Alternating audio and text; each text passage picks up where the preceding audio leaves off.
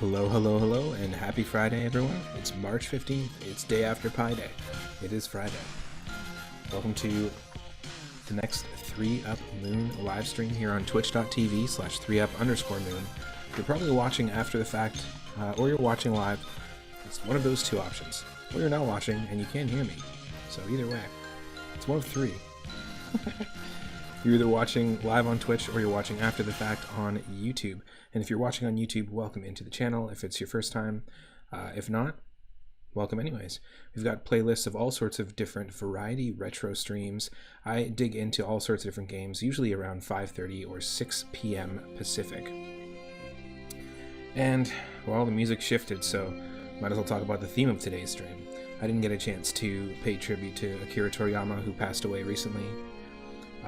Who was a big influence on a lot of people, left a big impact, not just in the world of the Dragon Ball universe with their one super successful series, but all the different creative projects that they had a hand in over the years.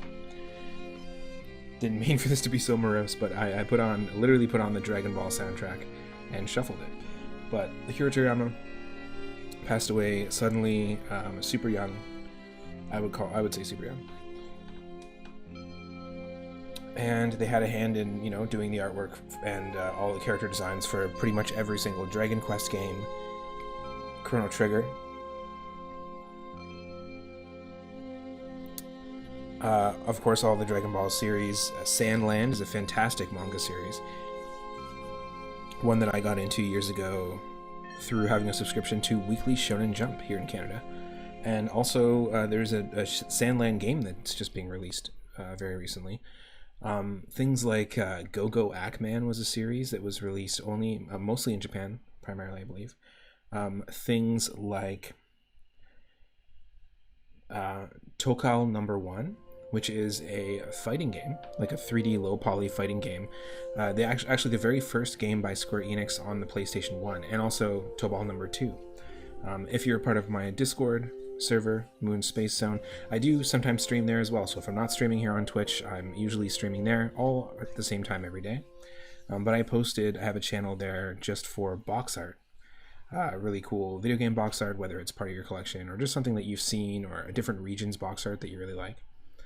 I posted the Tobal Number 1 box art.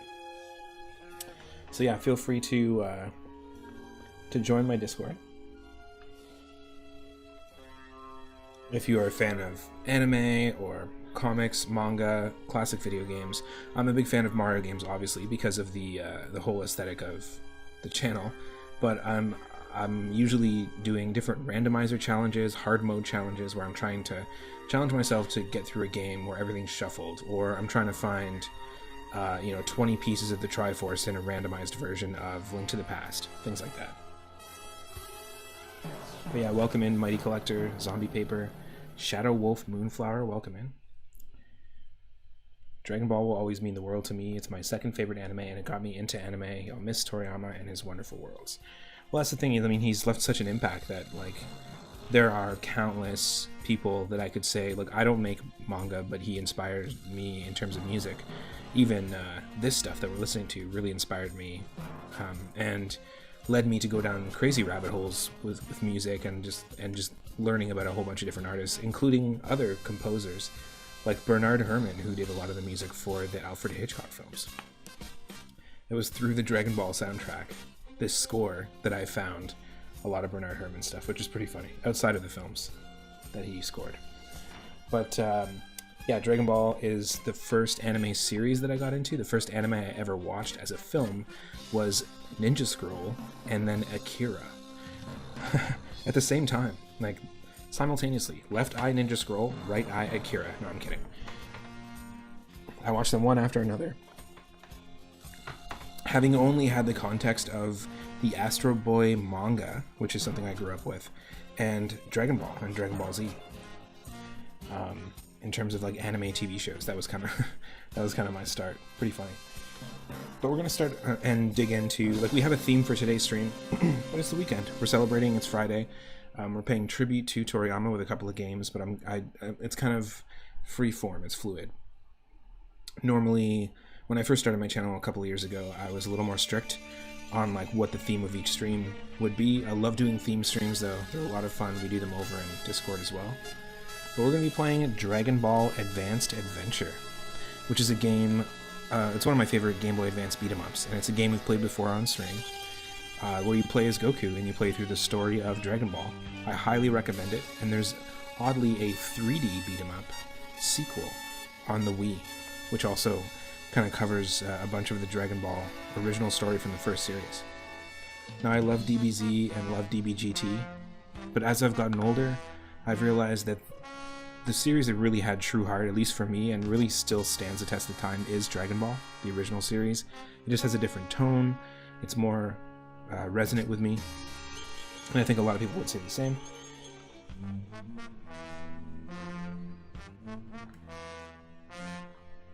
But as a kid, I loved Dragon Ball Z. It was all about the fights.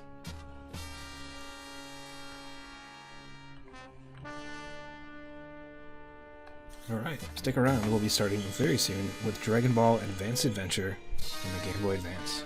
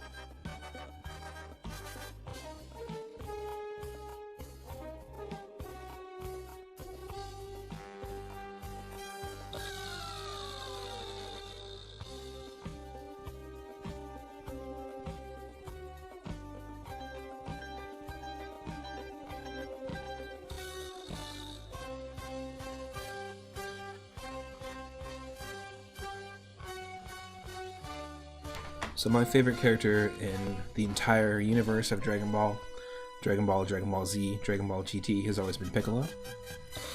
Do you have a favorite? If you're watching on YouTube, let me know in the comments. If you're watching on Twitch, let me know in the chat. It can be in the entire universe, or of the many different universes.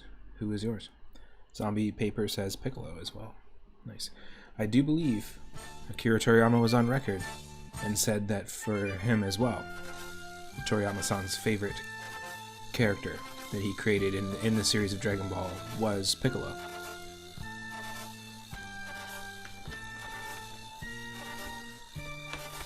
Don't quote me, but I think he was quoted.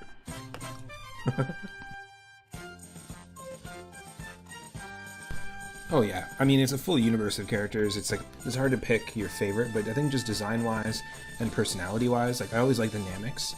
But Piccolo was always my favorite. Kami just didn't resonate with Kami that much. Or Nail, or, you know, Dende. Not the same. But I think I've always, like, resonated with, like, the sensei characters. Like, in the original Karate Kid, I always thought Mr. Miyagi was the coolest. And in Naruto, in the entire series of Naruto, like in the manga and anime, Kakashi was one of my favorites, and he's essentially the sensei character. So I think I just kind of gravitate towards that dynamic, maybe? I don't know.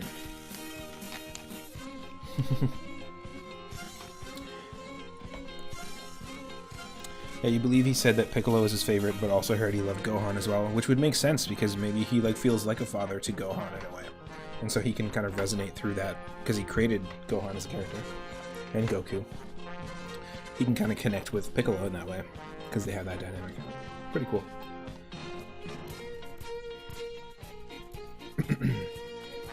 I mean, you hope that you would love Gohan, because Gohan is literally supposed to be the main character of your your Dragon Ball Z series. Initially, that was the whole point.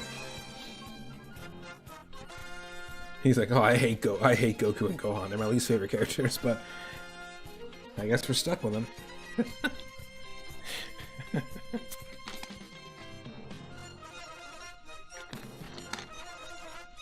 If I had to pick a Saiyan, I guess maybe Trunks.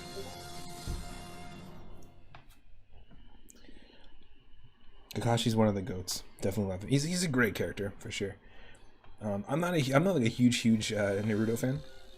To be honest, this show didn't pull me in the same way that some other manga did. Like Bleach pulled me in more than Naruto.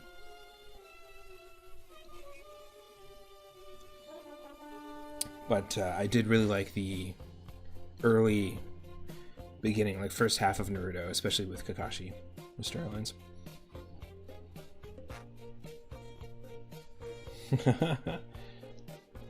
How do you know that that was the post?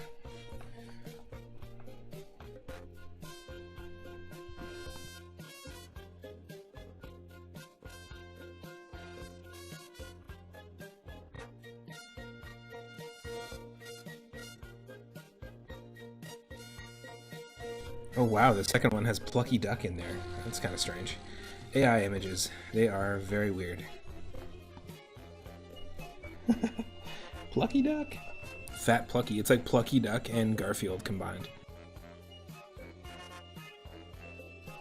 Mighty Collector says, I don't know most other characters, so my favorite is probably Kid Goku or Bulma. Or something. Good characters.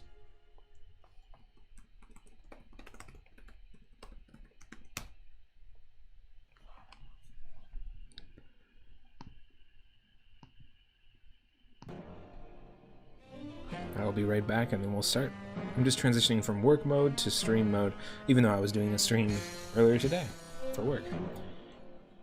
I mean, the series is definitely inspired by Dragon Ball. At least a little bit. Oh, 100%. Yeah. Sonic? You've got your Super Sonic, you've got your collecting of the Chaos Emeralds. I think I've even watched like a little mini doc on some of the character designs, early Sonic character designs. But that's what I mean. Akira Toriyama's designs have just influenced so much. Like, we wouldn't have half the anime that exist as TV shows today.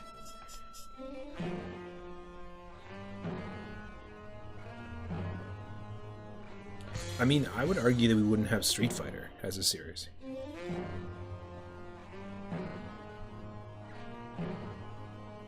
If it wasn't for Dragon Ball and Dragon Ball Z existing before the series.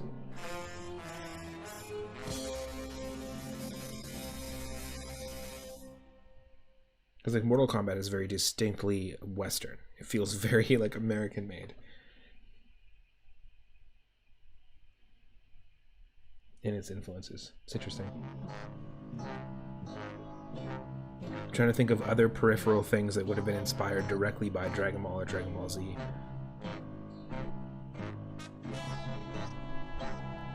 The Matrix, the entire Matrix series, 100% wouldn't exist if it wasn't for Akira Toriyama. Or if it wasn't for like the Wachowskis watching that stuff growing up, anime. That's the thing, like Dragon Ball had such an impact in like people outside of Japan learning about anime and discovering anime like as an art form as a whole.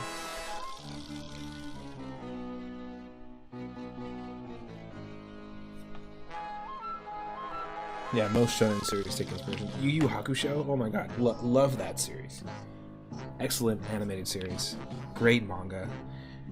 Wouldn't have it if it wasn't for Dragon Ball.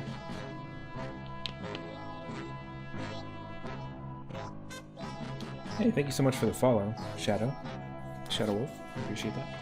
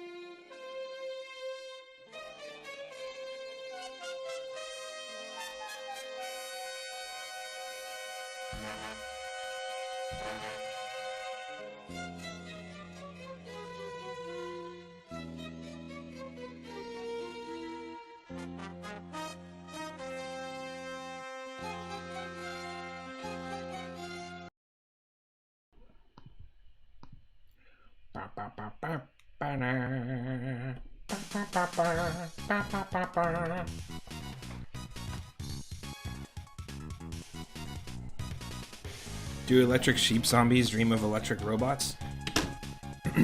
Like Tears in Rain? Have you seen this boy?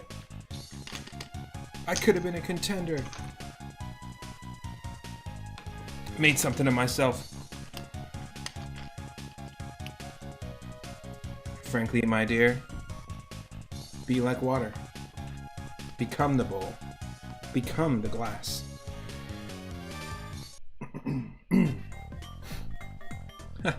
We've cleared the game on regular mode.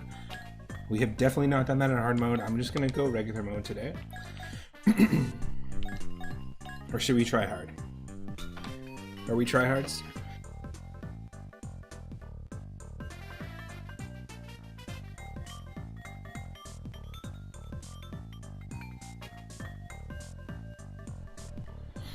Mighty Collector says, this game passed me by when it came out. I got Origins on the DS, but I didn't know about this one until later. I didn't even know Origins was a thing. That one passed me by. Interesting. What is Dragon Ball Origins? Zombie says, I'm trying not that hard. Try not hard. I like it.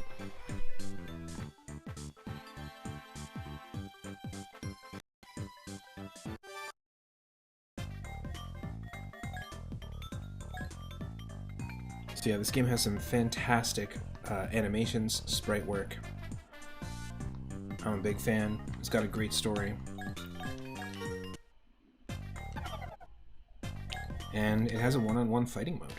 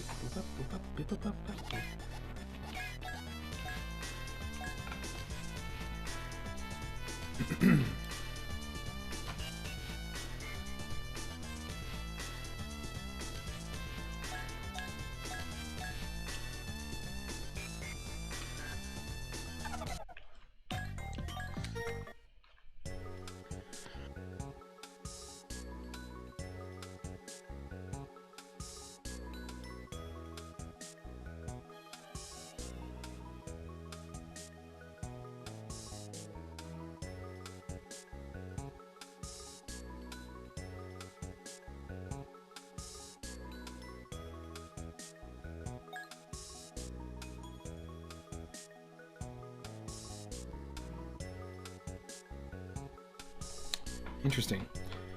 Dragon Ball Origins on the DS was like a 3D Zelda in gameplay, as you recall, and it follows the story of the original Dragon Ball series.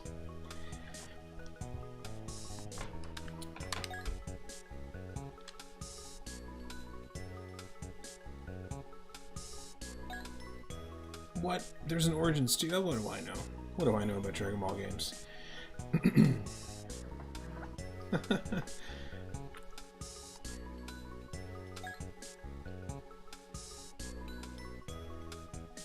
It was a beautiful ball that had stars in it. It was called the Dragon Ball. They were very unusual balls, and my doctor said, oh wait, no. They were very unusual balls, and when all 7 are gathered together, it is said that the eternal dragon appears and grants any one wish. And so, from unexpected beginnings, Goku and Bulma wind up on a journey, together to seek out the remaining Dragon Balls. Excuse me. Alright, here we go. We can unlock upgrades for our key bar at the bottom, our key charge bar. We'll unlock a longer power pole over time. And then the ability to do more attacks like that. I think right now we can't key charge yet. Yeah. But just as a beat 'em up, it's super fun to play. Very smooth.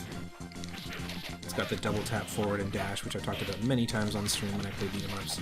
That is like an absolute necessity, even though I still do really like Double Dragon 2, which doesn't have it. A good beat 'em up to me needs to have that double tap forward. So you can even do like a dash and then an attack and land almost like a smash attack in Super Smash.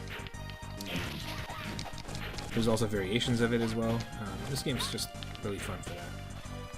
In that way.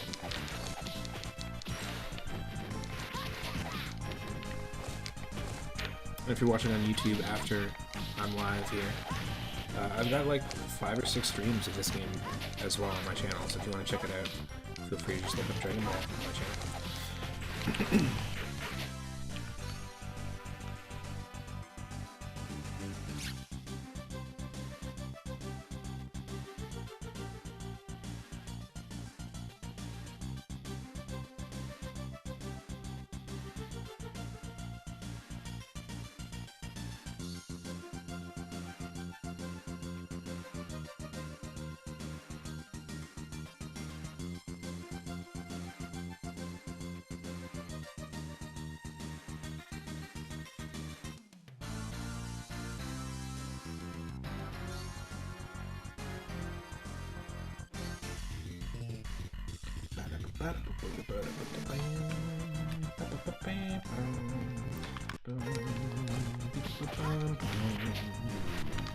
Back.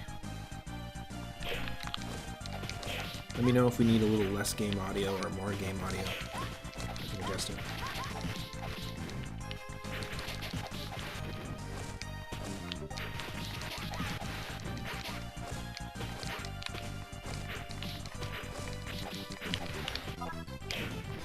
Hey, just for notifications.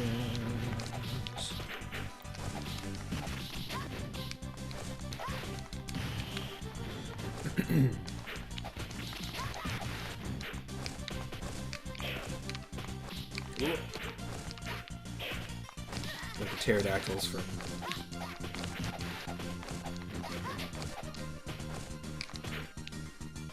the original series, and boigas.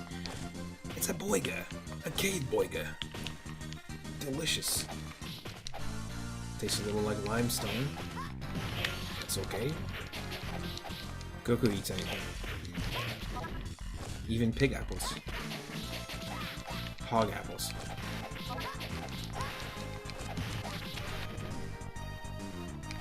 Don't drop your hog apples. Hold on to your hog apples. Goku's here.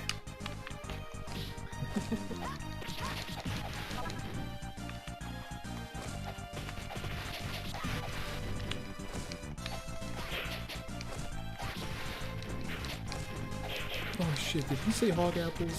I brought hog melons. I do this every time.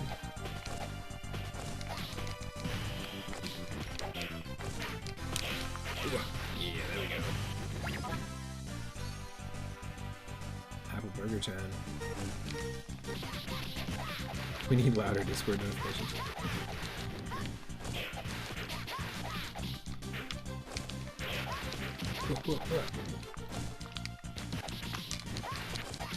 So yeah, right now we don't have key blasts.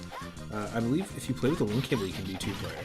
There's the one-on-one mode, but I'm pretty sure either that or you can just trade items, which is pretty neat. But even this, like, it's simple, but the backgrounds look amazing. And it totally evokes, like, the original opening with Chala Hechala. Like the original opening of Dragon Ball Z.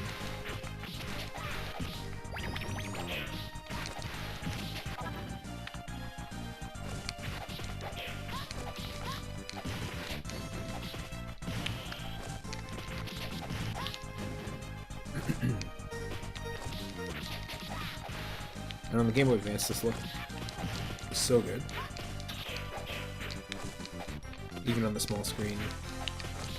This is in 2006, right? So this is 5 years into the life of the GBA. So it's no wonder like the animations look good, and everything just flows really smoothly, plays really nicely.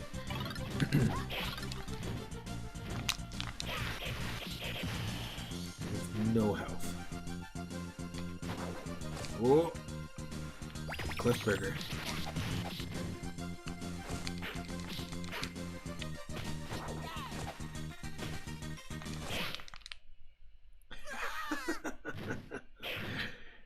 Goku just gets cut in half.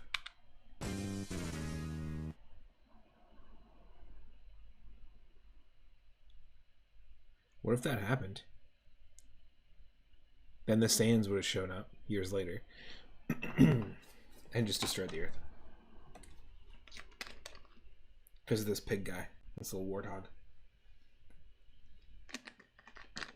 Had to bop it to us, huh? I'll show you how to bop it. I'll show you how to twist it. Or pull it, even.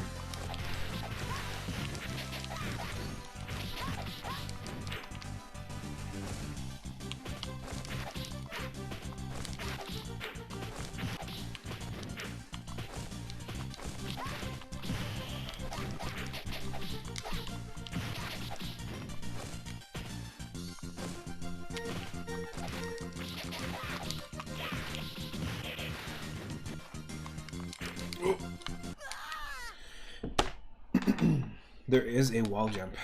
I could have kicked my way off of there if we had unlocked it, but we haven't unlocked it yet. Yikes. It really is hard mode.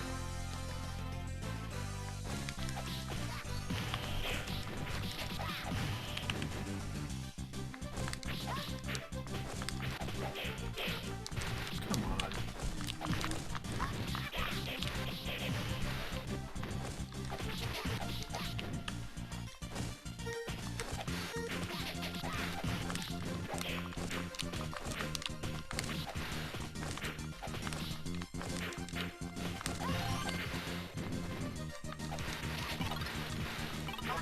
Whoa.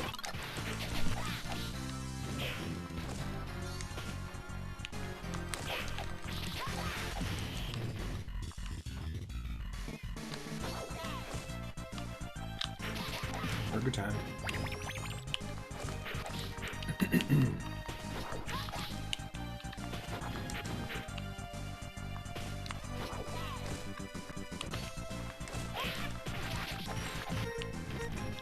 Oh shit. So lucky.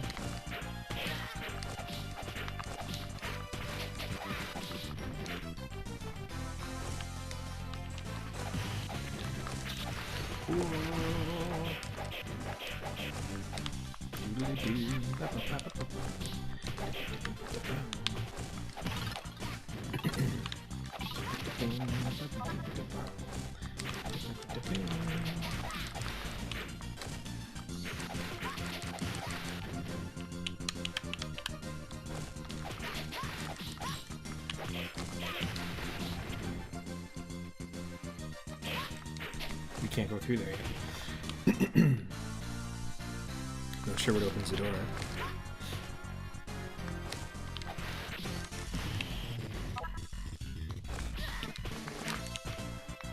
Oh.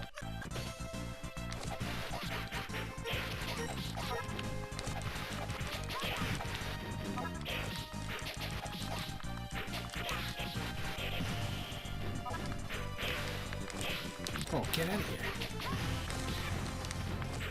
So much faster in hard mode.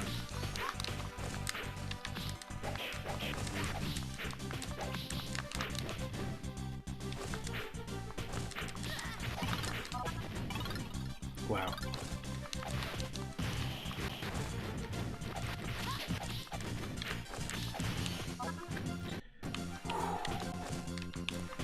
You only seen the older dub when you play Origin, so you were shocked when Bulma pulled out a gun and just shot Goku. Yeah, when you go into the original Japanese episodes too, so there's some moments for sure.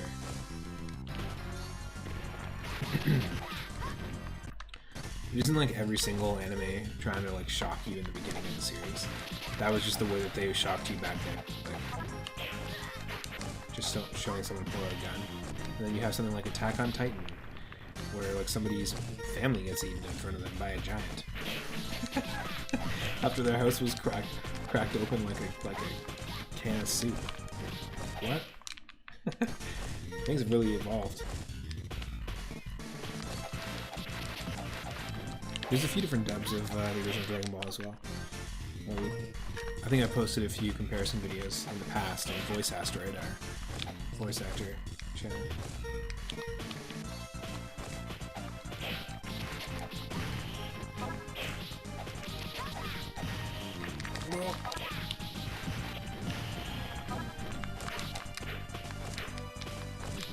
Oh, get out of here.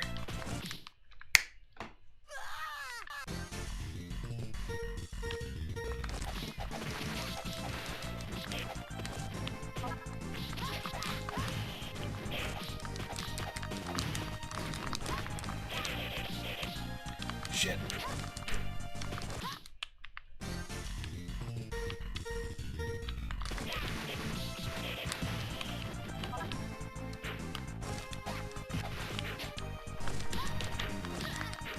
No. That's tough. We just don't have enough health.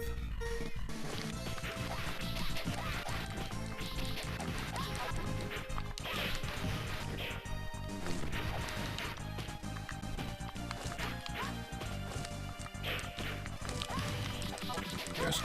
Go.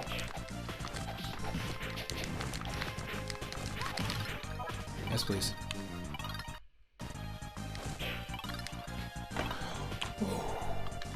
We made it. Yeah, these little Warthog guys are definitely no problem pulling out a gun, which is pretty fierce. Think about it.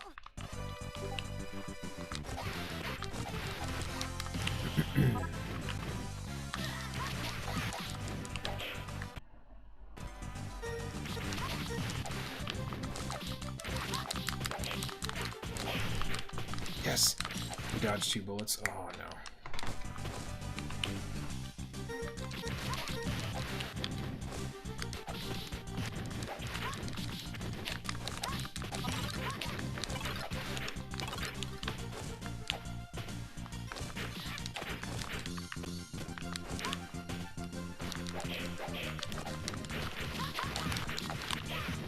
Oh.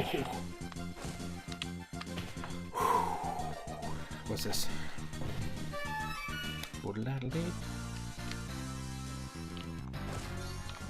Dragon Radar. We haven't even met Bulma yet. Or I guess we did.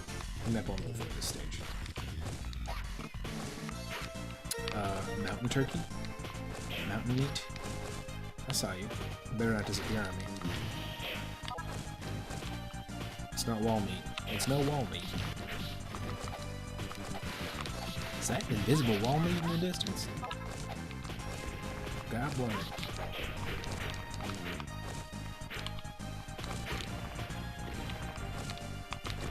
What the? What is this, Donkey Kong Jr.? Just gonna scroll enemies back and forth over? Come on.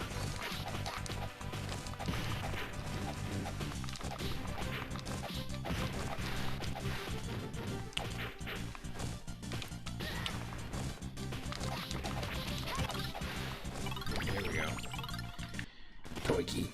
Toiki time.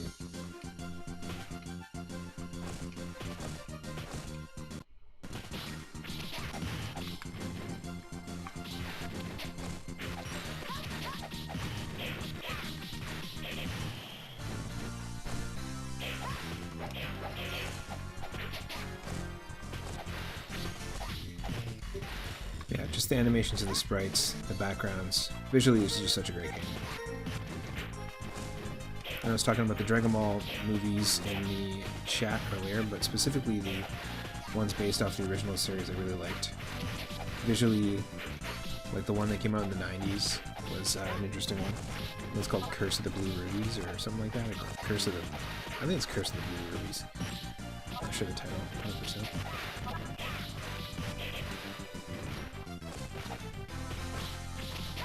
There's a couple.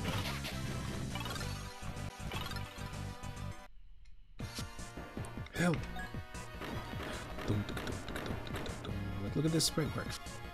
Hey kid, how about handing over that delicious looking sea turtle? Blood rubies, that's it. Curse of the Blood Rubies. You wouldn't happen to be a bad guy, would you? That was Goku's voice too. They both sound the same. Don't tell me you're gonna defy me and make fun of my voice. I'm not giving him over to the likes of you. Insolent brat, stop imitating me.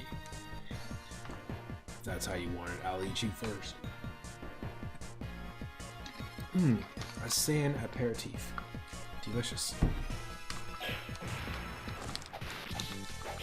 Oh boy, I got no health. It was a two-hitter. Okay. Oh. Wow.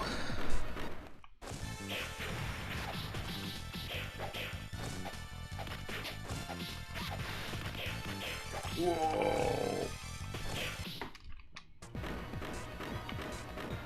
This is, this is normally a super easy boss in the regular mode. So it really jumps up in difficulty.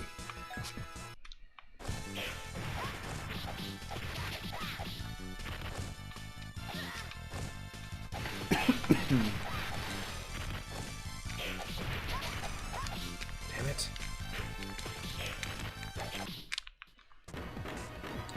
Like we're getting damage in. We just have to consistently not get hit.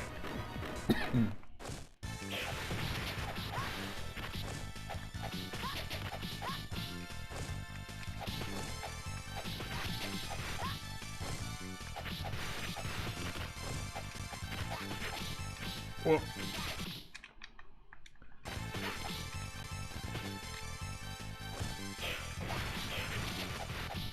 What's your prob, Rob? Whoa.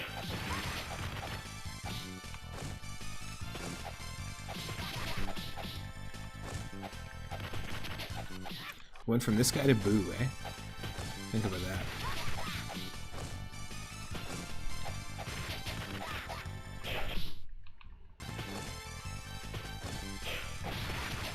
No one remembers Mohawk Dog.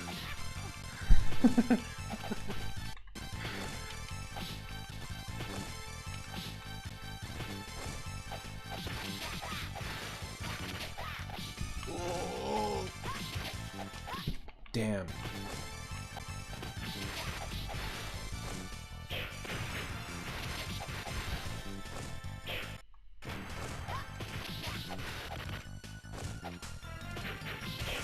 Oh.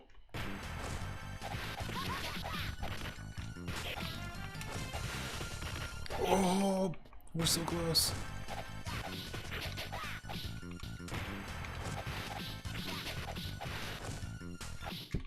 Shoot.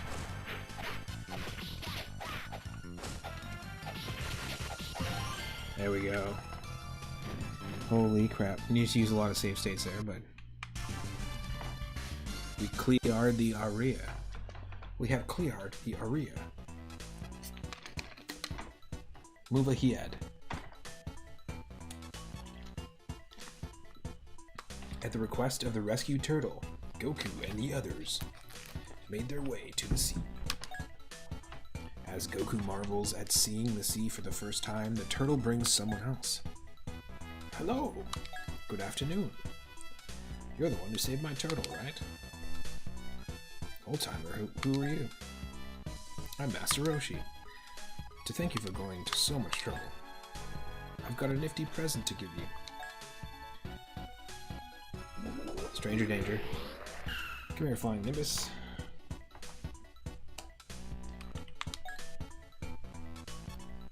Flying Nimbus! You're giving this to me? What? What's that hanging from your neck? What, you mean this ball here? No doubt about it. That's a Dragon Ball. Ah, you're right. Yahoo! Please, let me have that Dragon Ball, okay? Why not? It's on the house. Take it with you. Oh wow, that's exactly how it was written in the manga. And so, Goku and Bulma just got the Dragon Ball and went off to their next destination. Yikes. Now you can have sky battles with Goku, so this is pretty cool. We kind of lift ourselves up forward.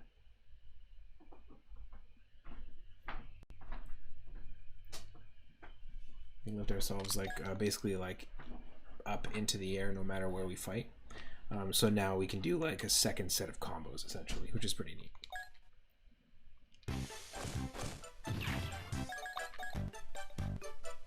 Oolong's village.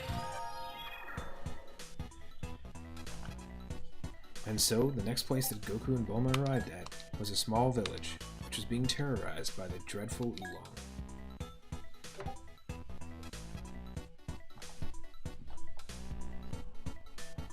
In exchange for their Dragon Ball.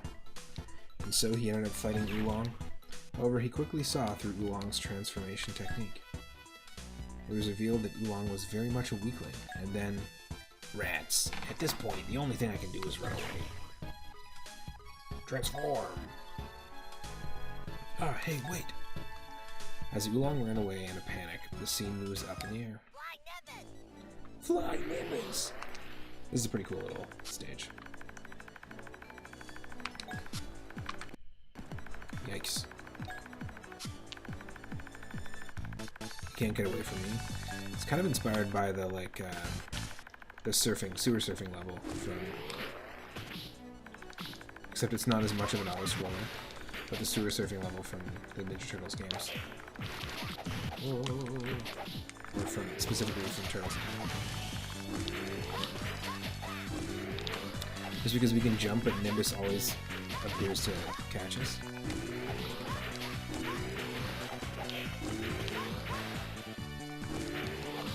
So you can kind of land anywhere. Pretty neat. It also kind of reminds me of Poke Floats, that one stage from Super Smash Bros. Melee. There was like an auto-scroller in the sky Pokemon Parade Float stage. Oh yeah, see? We got Bullet Bill Oolong over here. Farting on us. That's not good.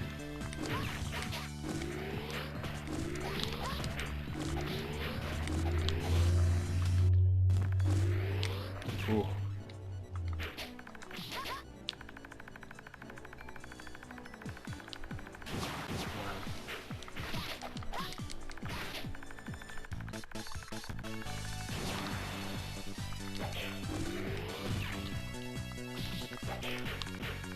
Wow. Oh. Wow. Oh no, by like 1 pixel.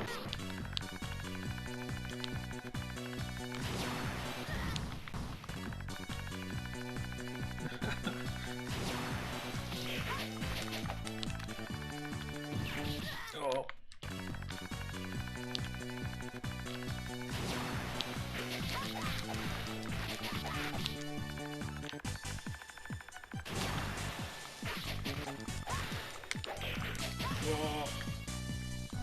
Punched in the butt, but you're too late. You give Oolong a bad name. Bam, bam, bam, bam. He got punched in the butt. I mean, that's what happened.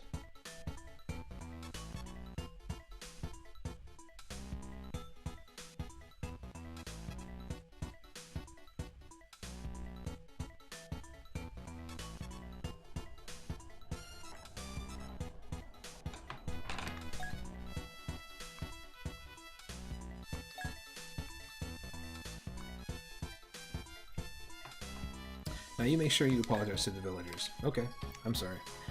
I won't cause any more trouble. But thanks to you, we were lucky enough to get a Dragon Ball.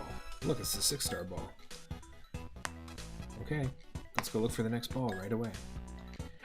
And so, having gotten the Dragon Ball, Goku and Bulma force Oolong to join them. And once again, head off to their next destination. Goku and Bulma kidnap a pig. On the next episode.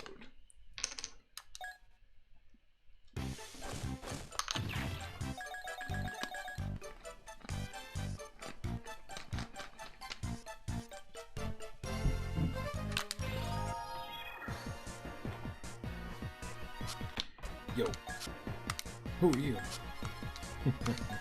I'm Yamcha, the hyena of the wilderness. If you want to get out of here alive, hand over any money or capsules you have. Well, hand them over now. I'm so hungry. Miserable idiots, fine then. Here I go.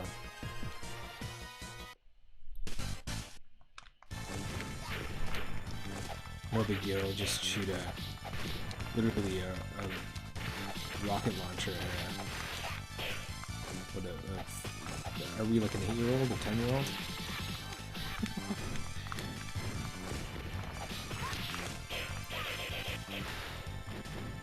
I think we're like younger than Bart and Lisa Simpson. I think that can be agreed upon. Kid Goku is a little younger. Like, whoa, dude, calm down, Yamcha. Calm down.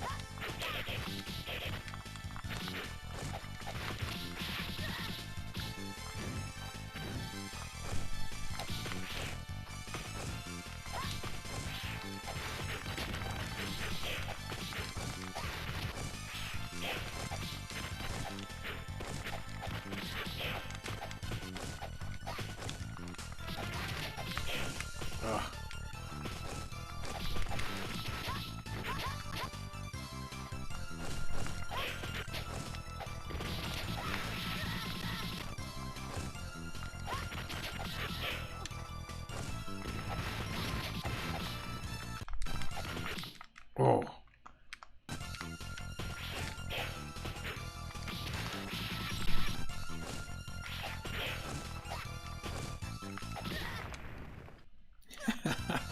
It is hard on hard mode, holy.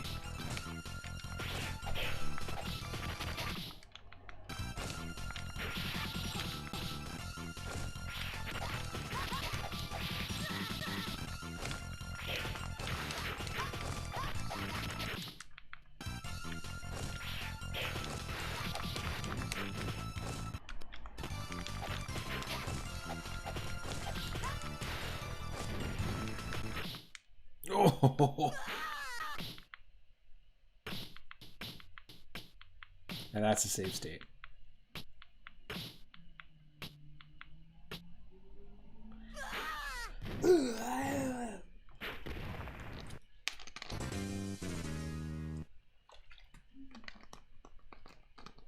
Ooh, that's tough.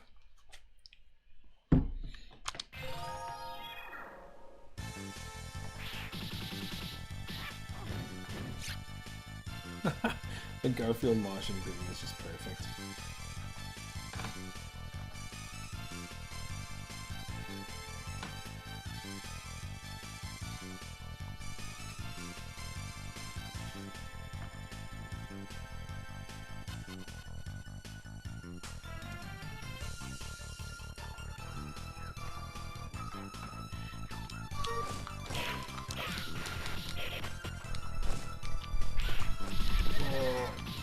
That sucks.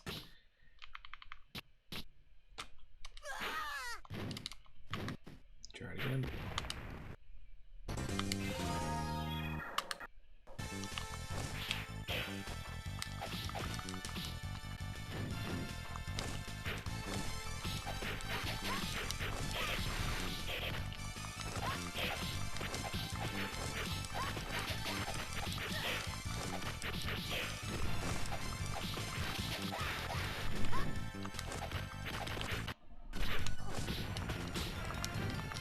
Damn.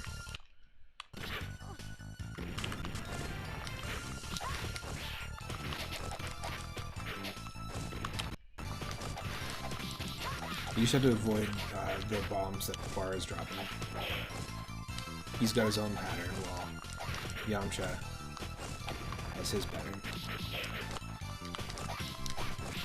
Ah.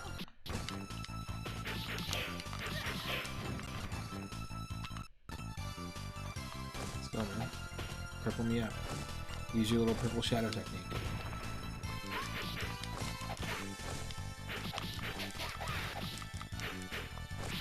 Oh, goddammit. His little Wolfang fist.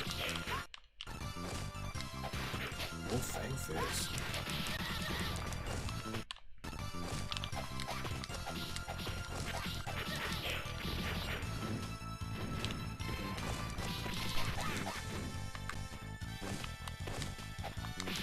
Damn it.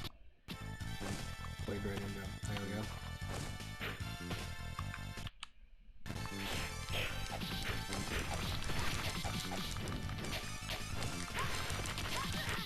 Oh no.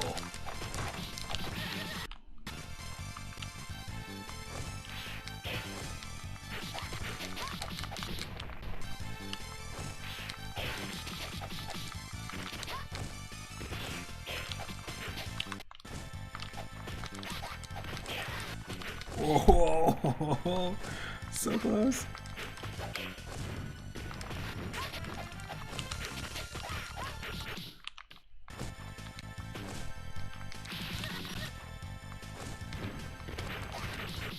Oh.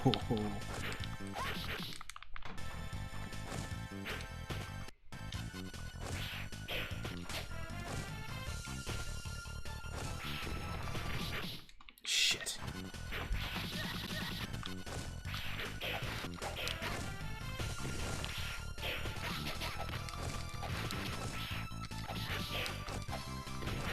Oh, come on. You're so close, man.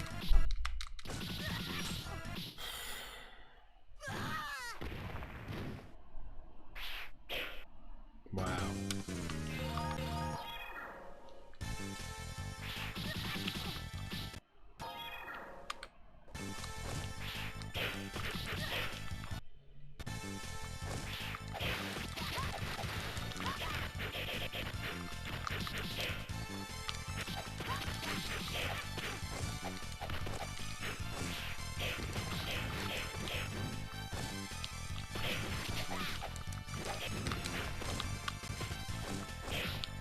Oh, get out of here.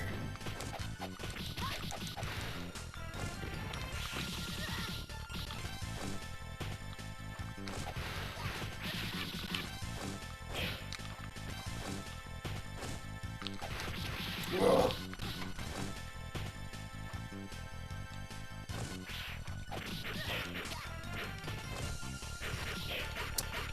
Not cool, man.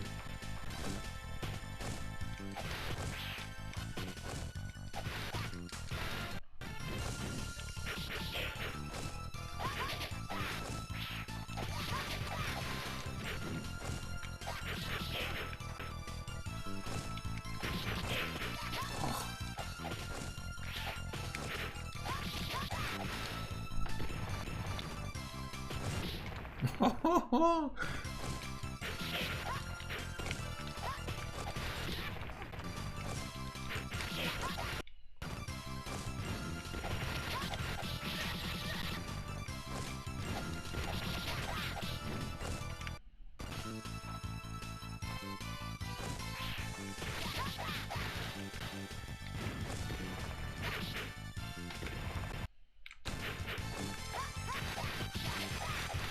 Oh.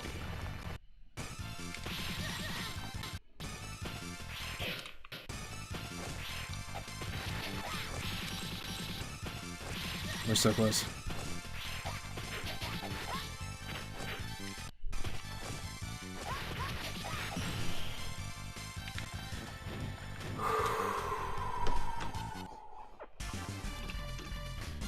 Wow. Yamcha.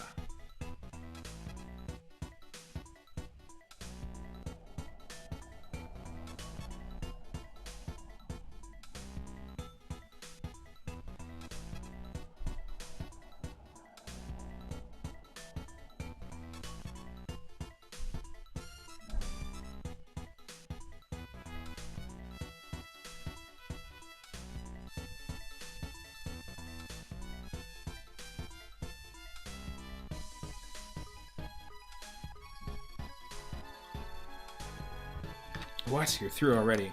Already? We've been grinding at that. That was dope. He just ran away.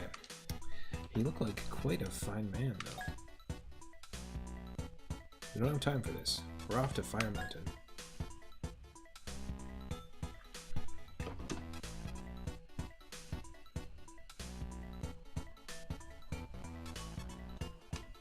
Jeez, what do I have to go to?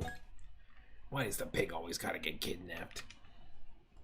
It's like jumping the shark, kidnapping the pig, snatching the pork.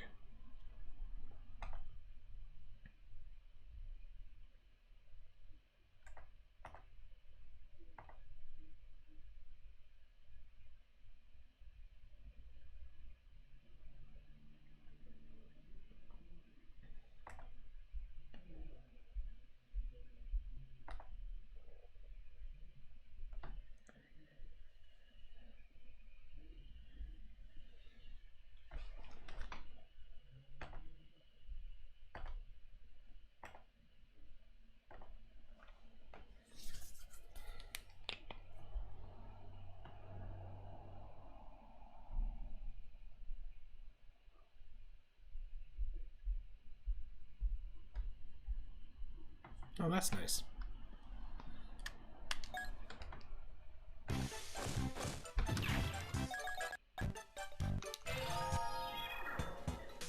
Goku and the others at last arrive at Fire Mountain. It was said that the ferocious Ox King lived in the castle on the mountain. However, it turned out that the Ox King was a pupil of Master Roshi, and so in exchange for the Dragon Ball that he had, he sent Goku to ask Master Roshi to come and extinguish the fire in his castle. When Master Roshi arrived, he got himself ready right away. This is him getting himself ready.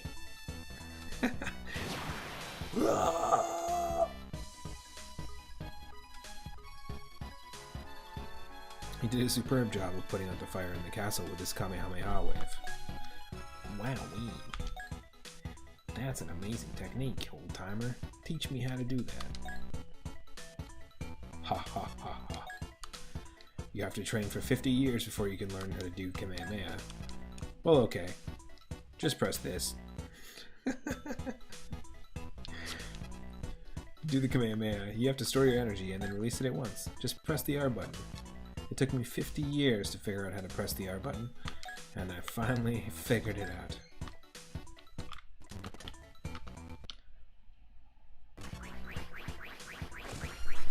Hey, old man. Eat it. Who exactly are you? I mean, I just did what you told me, so. Just saying. It's like those NPCs in Link's Awakening that are like, if you press the start button, this happens. And then it's like, what's a start button? I found it, the 7-star ball. Okay, Goku, let's go find the last Dragon Ball. You're leaving. Well, come back and see me sometime. Yeah, I'll be back. Take care of yourself. Oh, you'll be back, alright.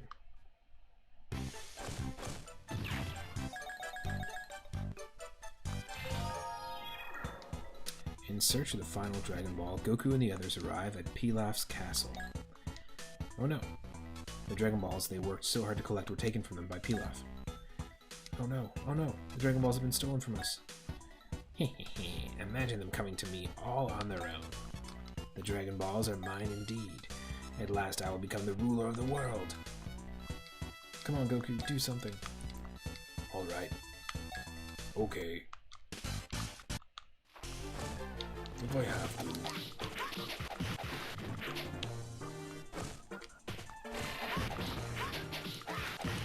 We're taking on the Red Ribbon Army for the first time.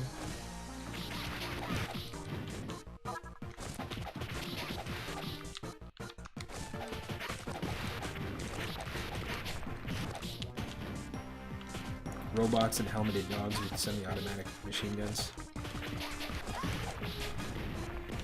Not just robots, but like 4-legged capsule robots. Akira Toriyama's like robot designs, dinosaur designs were always really, really interesting. One of my favorites will actually come across here as a little mini boss, eventually. But it's the like long-skulled skeleton robot. Space pirate robot. I'm not space pirate. Pirate robot, I think is just what it's called. I don't know if it has a name. But it's just got such a cool design. It reminds me of Tarman from Return of the Living Dead, which is a fantastic design for a zombie. There's kind of similarities between that and the Xenomorph Queen, because it's got like the super long head. Pretty cool.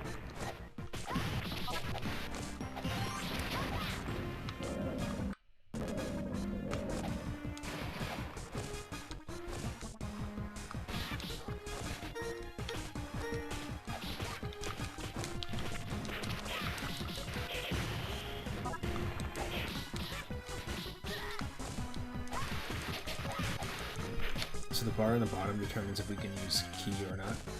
So I can't charge and use command mana, but as soon as it's full, I can use them.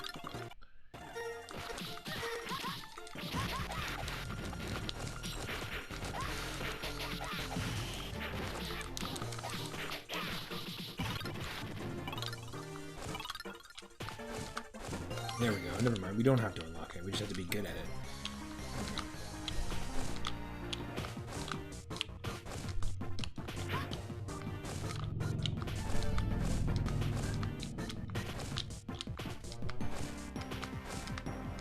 I'm not good at it. I'll say that. Not that easy to pull off.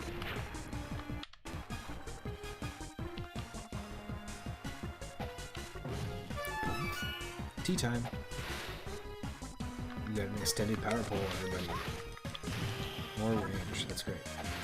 I think it also extends our combos.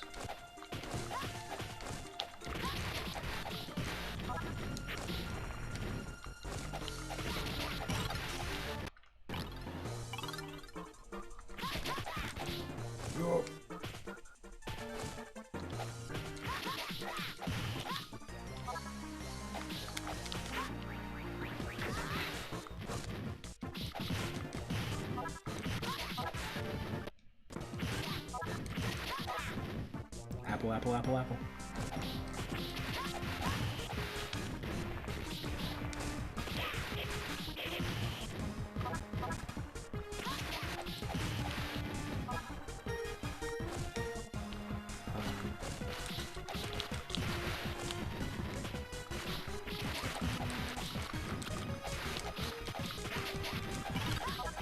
Ooh.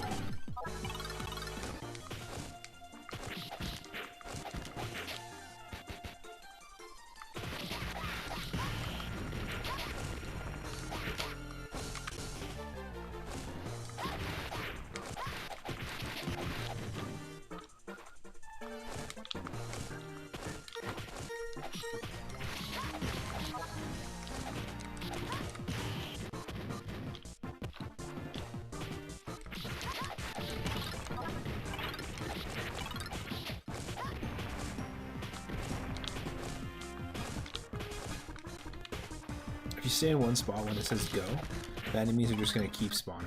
You're just gonna be stuck. So you really gotta move. You gotta move.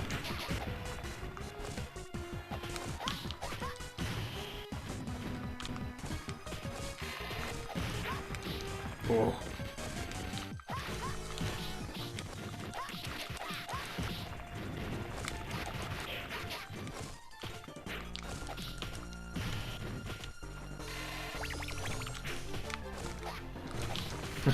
This burger was under surveillance. Must have been really good. Not that good. Didn't heal us that much. Holy shit. Goku, calm down. Save that for a boss. Not this guy.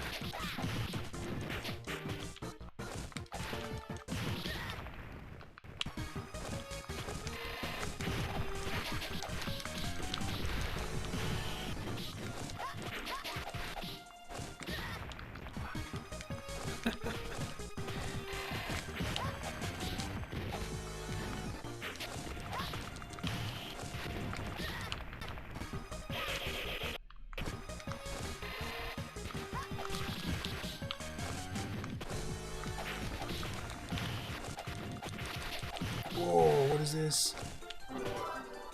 Invincibility.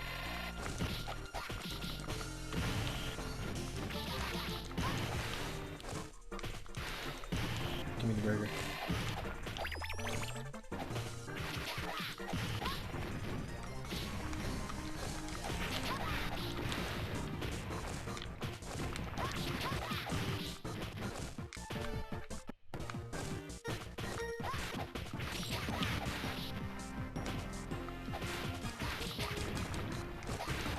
Oh, I thought I totally took this guy out.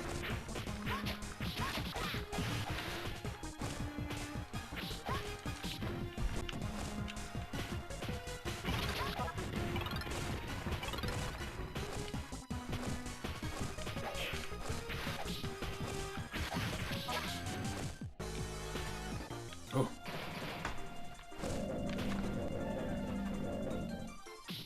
Oh. Okay, I know what to do.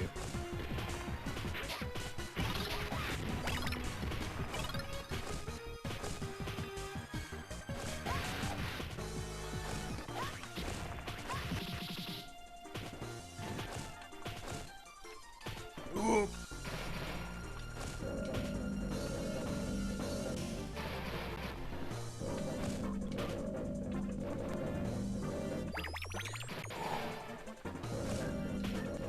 Up, up, up.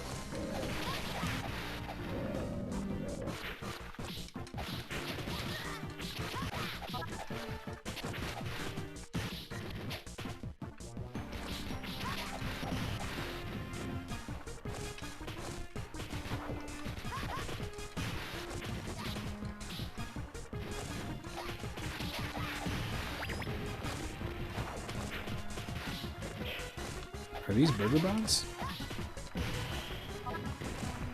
Burger bots and apple bots. I'll take it.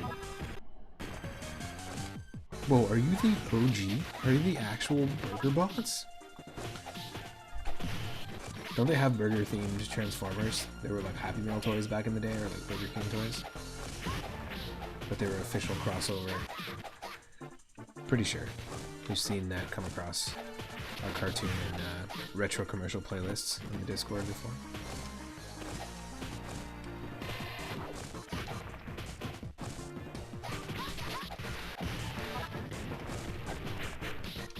Oh.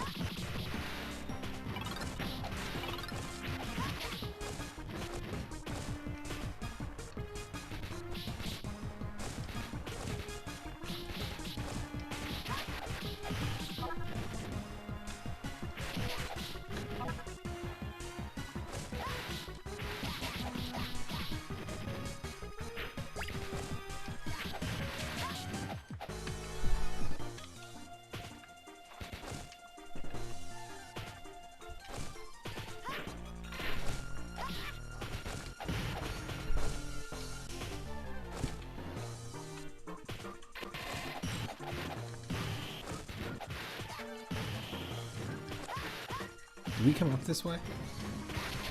We did. Oh, we did. We went backwards. Damn, that's stupid. Okay, let's just keep going.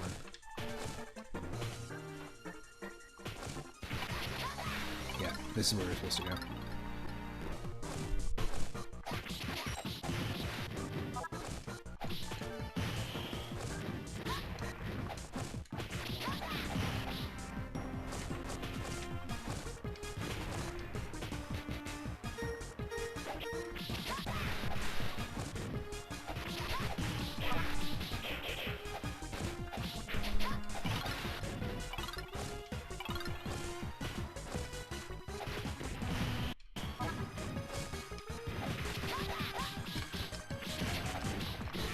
Oh, get out of here. Tossing Molotov cocktails. That's a fair fight.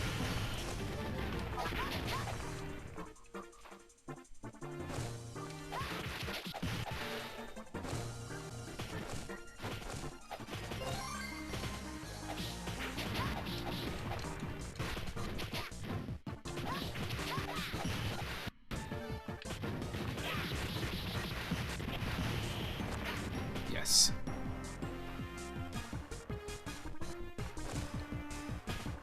Huh.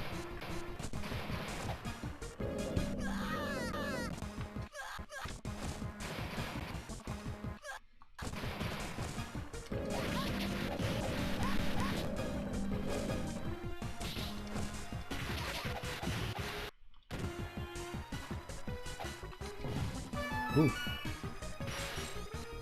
More key power.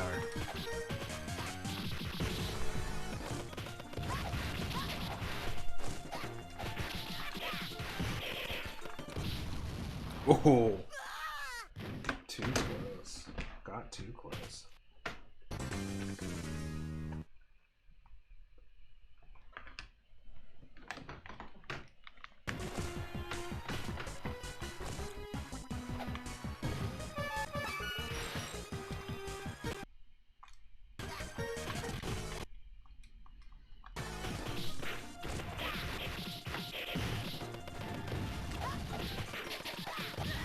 Oh, okay, yeah. We can't be near the explosions. Makes sense.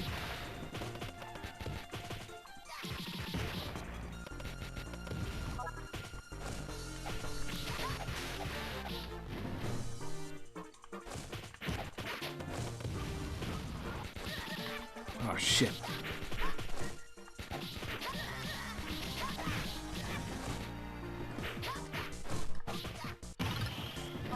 Not cool, man.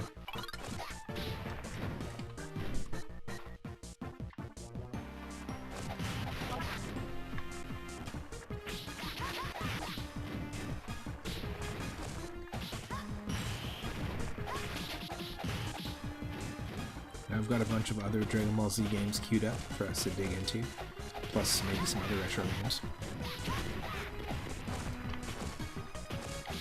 We'll keep going with this one for a bit. Unless someone wants us to mix it up. It's up to you.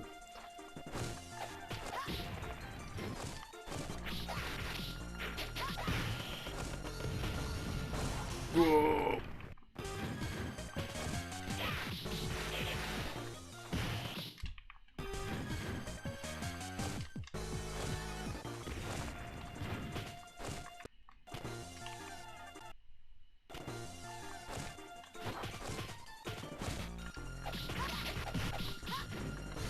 Oh.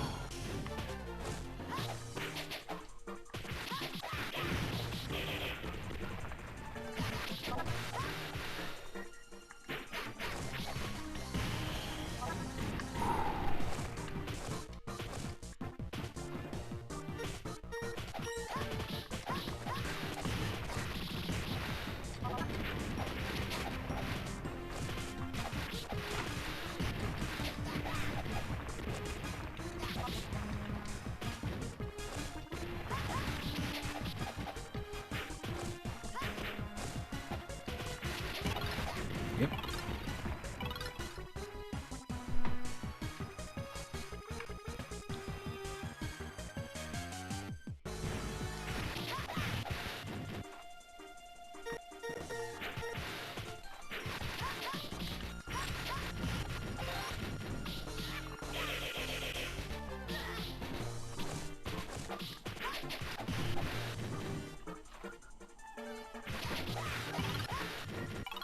Holy. Thank God that was there. Turkey waiting for us. Who are you? I'm Pilaf. Oh, that was Goku again. Who are you? He's been smoking. I'm Pilaf the Great. So you're the one who stole our Dragon Balls. I did indeed take them, but there's one missing. You have the ball with the 4 stars in it, don't you? If you don't hand it over to me, you'll be sorry. I'm not about to give it to the likes of you. Hop Tui. My name's Kakarot.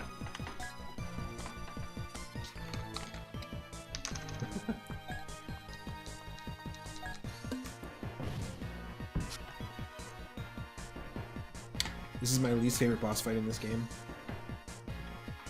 So in hard mode, it's gonna be really hard.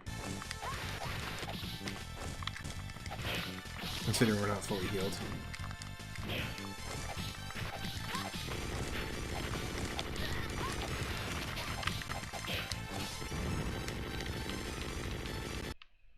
So we might switch to another Dragon Ball game.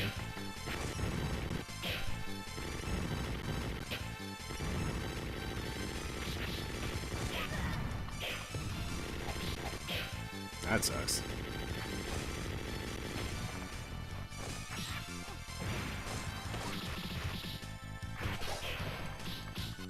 So they each have their own separate health bar.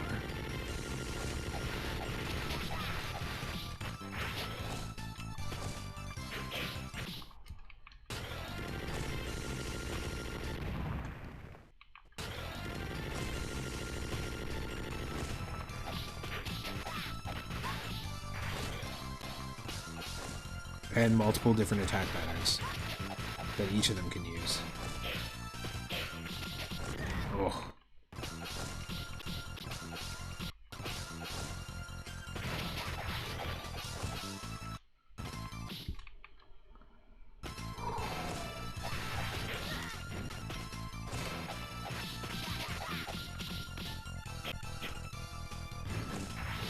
Oh, come on.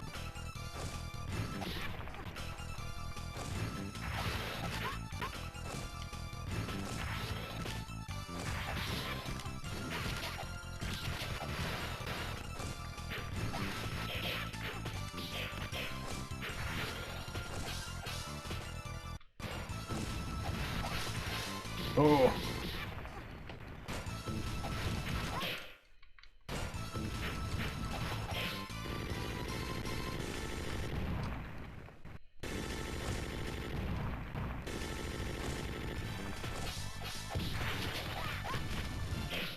Oh.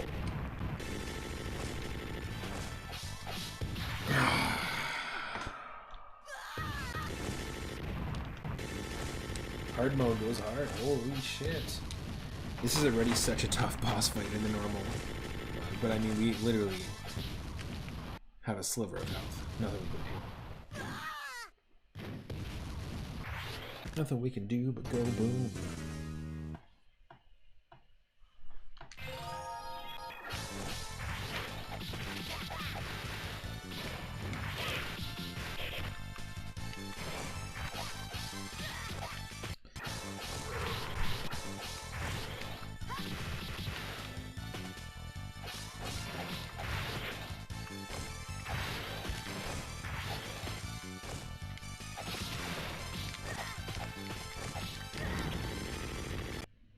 Shit.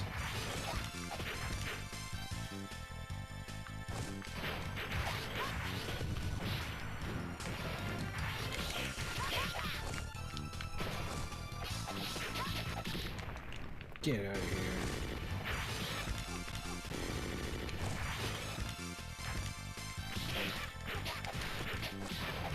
Come on.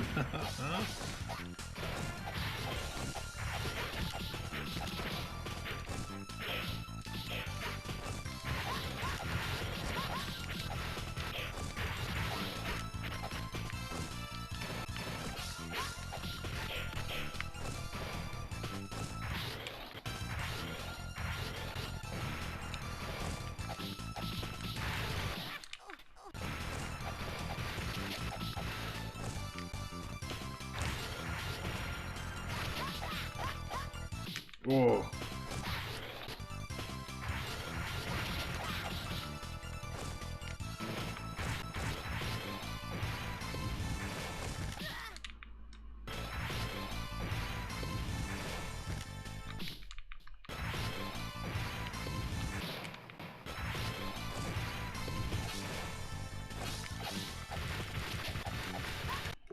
Oh.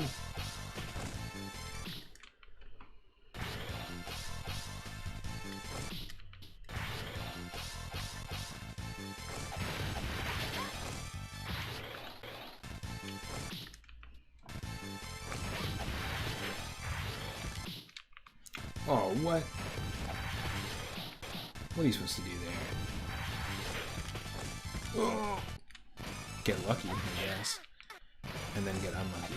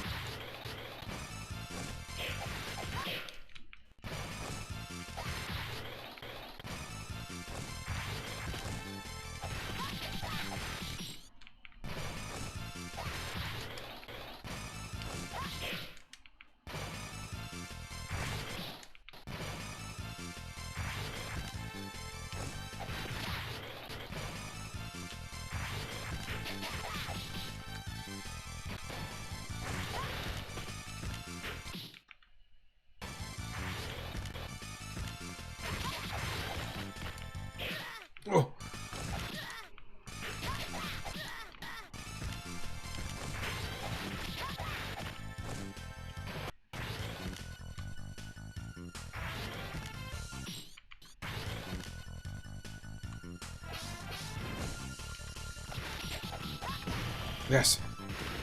Got one. But then he kills us. Oh no.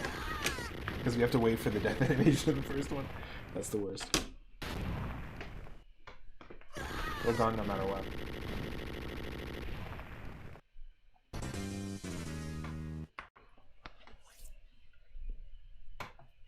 You can see though, if you just played like the regular difficulty and you just pick this up every once in a while as like a portable Game Boy Advance game, such a fun game.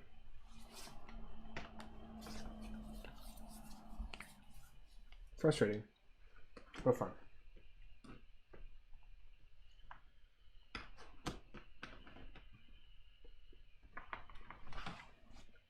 I'm gonna switch it up to a different Dragon Ball game. But if you haven't tried this, I highly recommend checking it out. I've got to check out this the Origin series, I guess, because I haven't heard much about it, the series, but apparently there's 2 games. I shall return. Don't go away.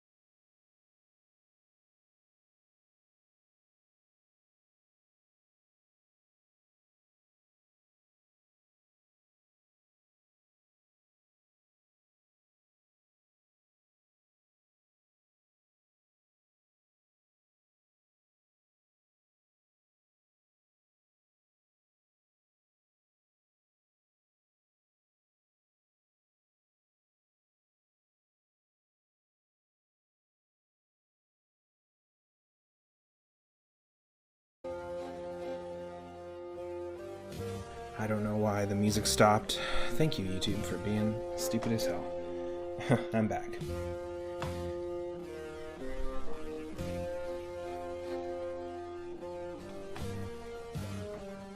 I'm not really sure where I want to go with the stream next.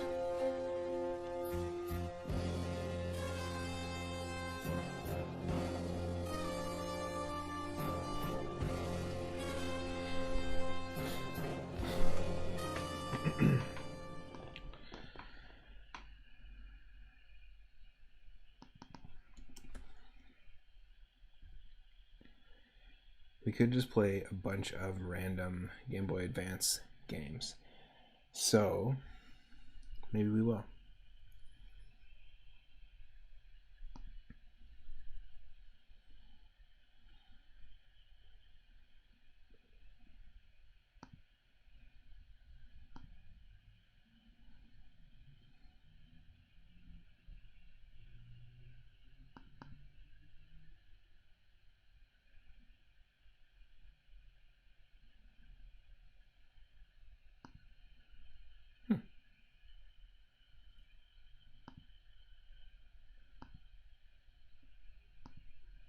Again, YouTube decides to stop the music at random. I'm sorry, folks.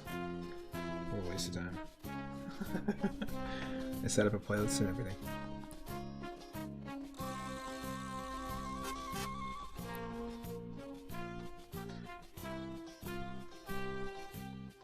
You know what? We have a playthrough going right now. Let's just do it.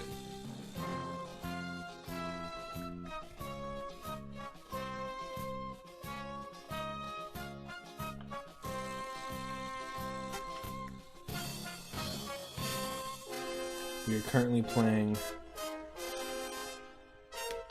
Pokemon Fire Red Nuzlocke.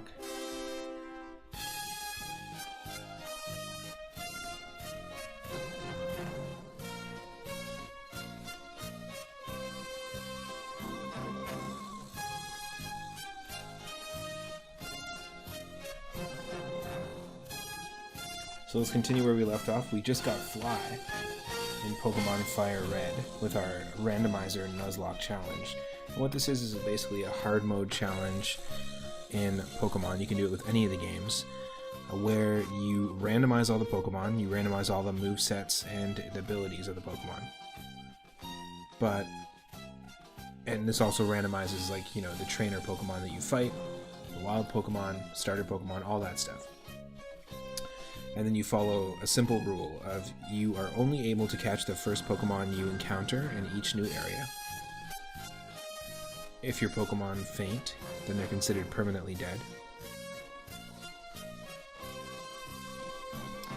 And if you run out of usable Pokemon, that's the end of the run. How do you complete a run? You have to beat all the gym leaders, get all the badges, complete the Elite Four, and defeat the champion. I've only ever done it 3 times on stream with Pokemon Leaf Green, Pokemon Fire Red with newer Pokemon in it, which is the version that we're playing right now, and this is part 4 of our run. And I've also done it with Pokemon Red on the original Game Boy. So we'll do a quick team recap in just a second, and let's dive back into our existing run. This is the current, like, long form run that we're doing on the channel of Pokemon Fire Red.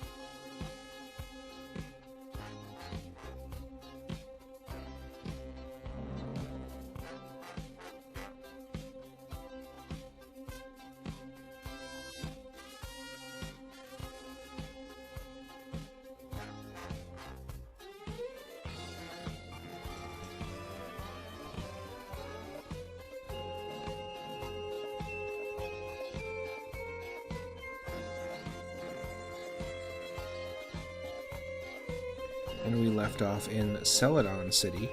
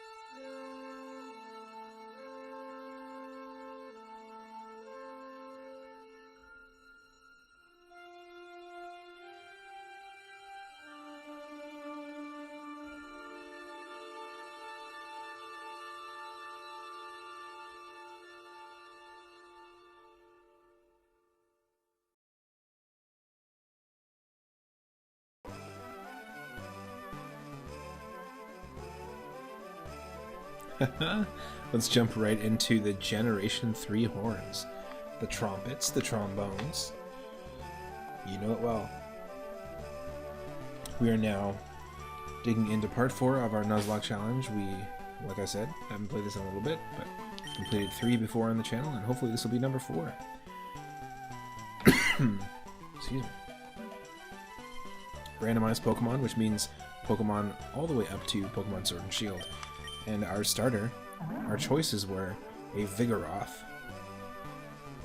a Throw, and I can't remember the name of it, but it's a Sea Urchin Pokemon that was Electric type from Sword and Shield.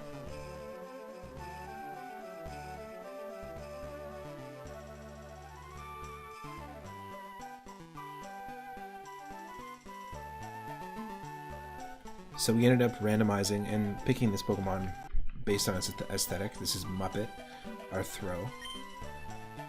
It's got a good moveset. It's level 38, so we're a little high level for where we are in Celadon City. We have Prism Armor, which is pretty good. Prism Armor is an ability that lets you essentially half damage from super effective moves, which makes them not super effective anymore. And we have a great moveset with Dragon, Fairy, Electric, and Dark. Up next is the first Pokemon that we encountered in Route 1 as a Haunter. This is Guppet, and you'll see there's a naming convention here. Waterveil, this is a ghost that cannot be burned. And it has both a high damage attacking poison and ghost type move, which is great because that means it has same type attack bonus. That means that whatever power you're seeing here, 80 and 70, is actually times 1.5. Whenever you do a move that is the same type as your Pokemon. We also have Core Enforcer, which is the actual full name of this move, and this is a legendary dragon type move. It's like one of the legendaries' like signature moves. So we'll see a lot of that. This is a good moveset. Definitely an MVP on the team. And so far we haven't had our Pokemon evolve. I thought it was going to happen at level 40 in the last part, but we haven't had our Pokemon evolve that require trades, because Haunter and also Girder require to be traded away. This is from Pokemon Black and White. We had Girder since it was a Timber. It's Conkeldurr, and it will evolve into Conkeldurr at some point, hopefully. Hopefully trade evolutions do still work in this. But we have a good moveset for this Pokemon anyways. It's our second pure fighting type. Dig, Night Slash, Thunder Kick, and Meteor Rush. What else do we have? We have Vivuppet, our Vivian. Pokemon 666. This is from Pokemon X and Y. It also has Scrappy, which means that its moves, like Strength, that it came with before we got the HM, will still do damage to a Ghost-type Pokemon. It's a really, really good move. Normal type moves that normally don't attack, and fighting type moves that normally don't attack Ghost type, we can land it. Plus, these are all fantastic moves. And then we have our Bibuppet, Bibarel, which we found as a Bidoof. Gotta love that face. This thing is actually, like, size-wise, a pretty big Pokemon. When you play games like Pokemon Legends or the newer games, you realize just how towering and giant this beaver is. It's got Rough Skin, and Water Star, Dazzling Gleam, Water Pulse, and Extreme Speed. So some pretty good moves, most of them with that bonus I was talking about. And then we, of course, have, which is the equivalent of our Magikarp in this game, a Galarian Farfetch'd, which we evolved into Surfetch'd. This is such a cool design for a Pokemon. In my opinion, one of my favorite ways to kind of like level up the design of Farfetch'd overall. And it's level 38, just like the others. It can heal its allies, which is pointless because we do not have a lot of double battle opportunities. And it has a healing grass move. It's pure fighting type as well. So it is kind of one of those things where we have 3 fighting types here. But it's a good overall team in general. And before, at the end of the last part, we actually bought a Pokemon from the Game Corner. We got our gift Eevee. And we picked up the HM for Fly. So none of our Pokemon can actually learn Fly that we're holding right now. Let's take a quick look at the PC.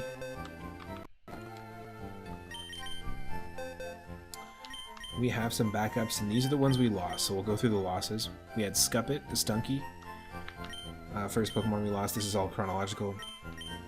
Then we have Farfuppet, the Farfetch. This is our first Magikarp, in quotations, that we bought for 500 Pokebucks outside Mount Moon. The one we have on our team is one that we fished out of the water and raised and evolved. Then we had Sawsbubbet, who is close to evolving into a Sawsbuck. This is our Deerling. Would have been pretty cool, considering we don't have any grass types right now. And then Noibuppet would have been also cool, Dragon Flying. But we lost these 4, which means we can't use them again. And then our current backups. Like I mentioned at the beginning, you know, if we lose all our Pokemon, it's the end of the run, so we have to rely on all these Pokemon. Looks like we do have a grass type now. But we have Voltuppet, which I think, let's see, Route 9 is where we got it. Can't be poisoned, and it doesn't have a good moveset. So, then we have Aegislash.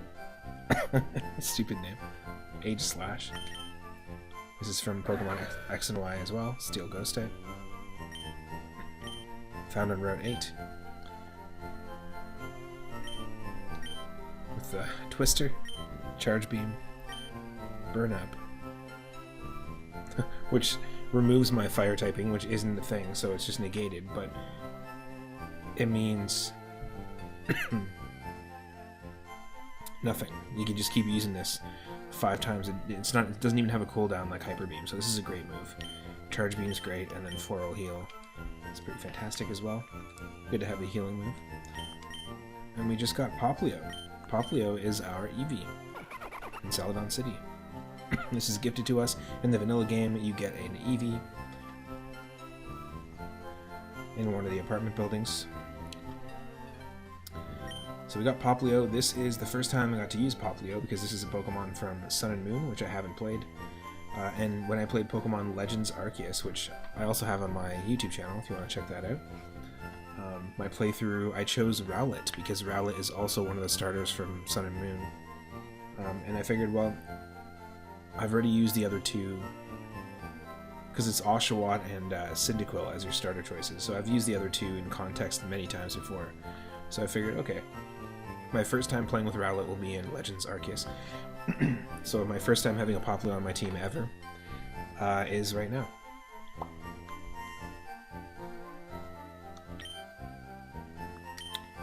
Dragon Energy.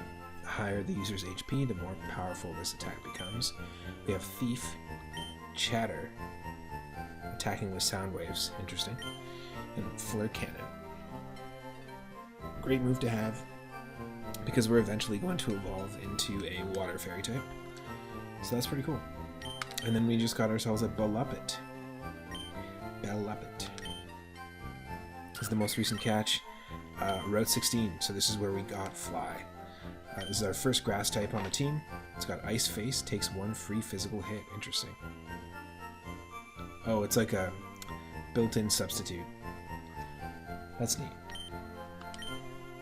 And then Rock Climb, Destiny Bond, we don't want that. Another Strength user, and Fiery Wrath, which is not a fire type. The user attacks with intense dark flames, I guess.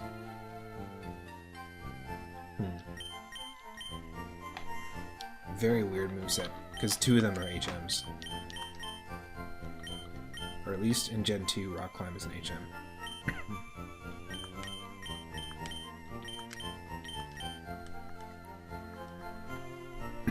But these Pokemon, all viable in levels, so that's good. They're pretty decent.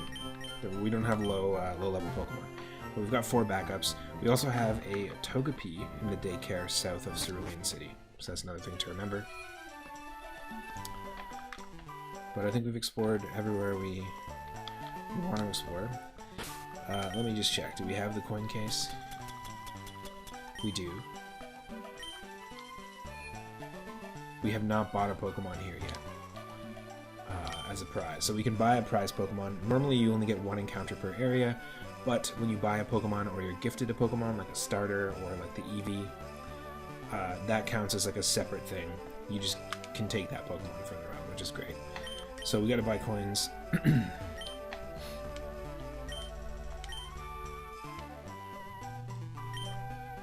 How do we do that? We do it in the actual game corner. And we determined that going to the actual department store is pointless. There's nothing there for us. Even the TMs, which aren't randomized, are just pretty normal, basic TMs I'm probably not going to use that are at the very top of the department store. So I'm just going to skip it.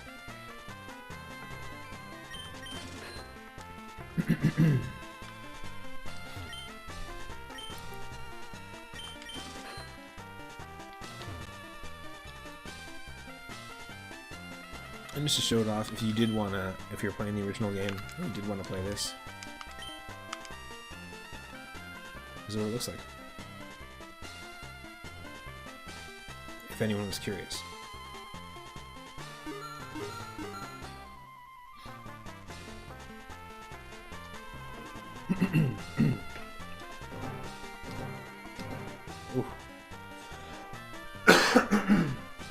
Excuse me, wow. My apologies.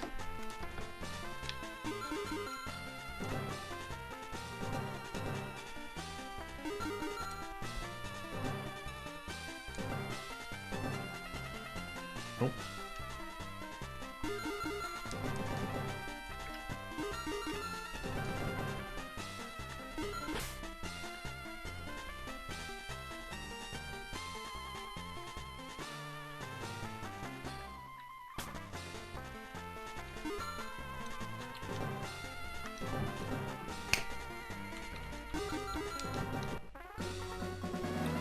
I won something. I spent 20 to win 4. What a waste.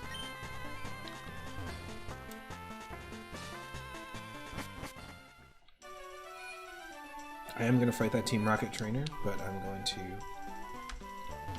do this first. Let's just... Damn. We only need 500. So we spent $10,000, because it's $10,000 for 500 coins. Spent $20,000 for no reason. Because I'm never going to come back here. But I'm going to pick one, and obviously I'm going to pick the Clefairy, which is not a Clefairy, and actually a Quilladin, which is the Pokemon from...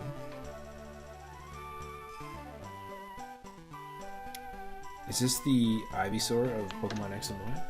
I have a feeling Chespin is X and Y, right?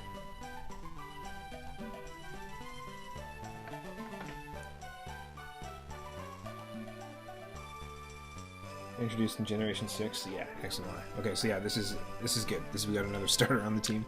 We have a Sun and Moon, and we have a X and Y starter. I'm pretty sure we did this already, but then I just didn't save in the last stream.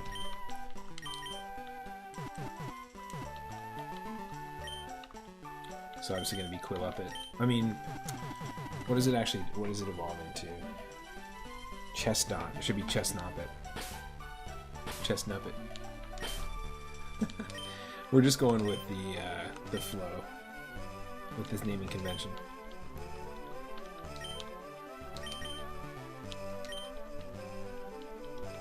Going with the theme.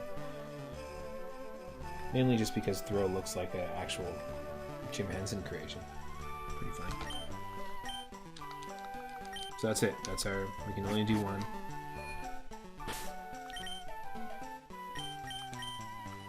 We got that Pokemon in the PC waiting for us.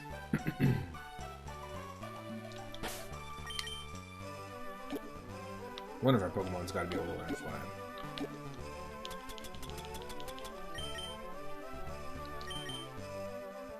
Like in the PC. So I'm gonna skip the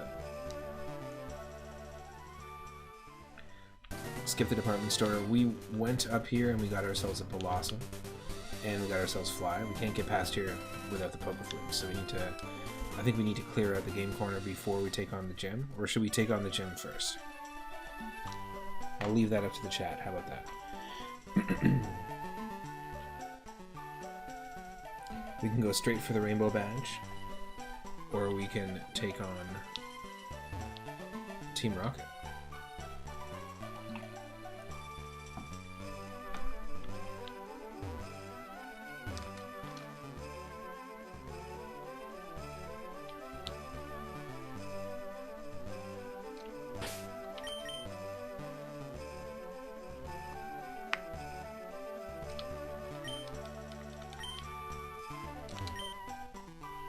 Go, Oster, I'll punch you.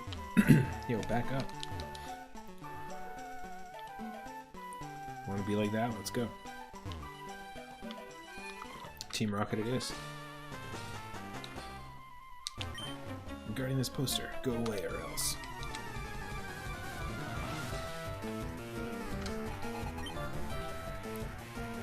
I'm Nuzlocke the whip, man. Oh, Incineroar. Nice. Incineroar was Sandstream.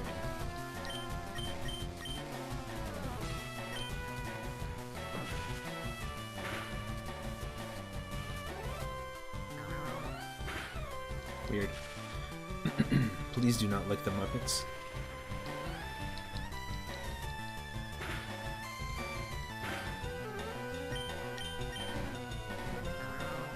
Excuse me. Do not lick the Muppets. Do you not see the sign?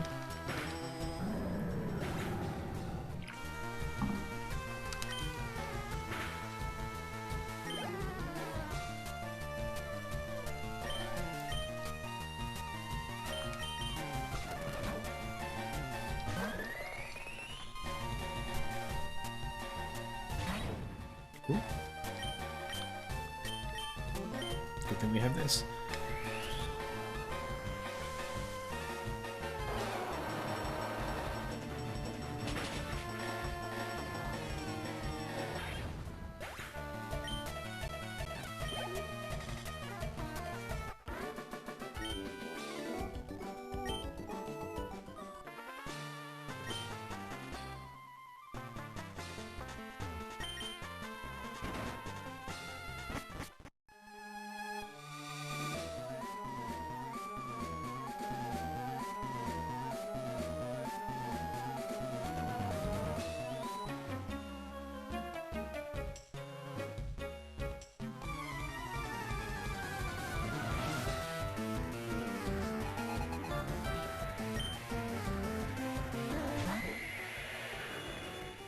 We got Glastrier, which is an Ice-type Pokemon from Sword and Shield.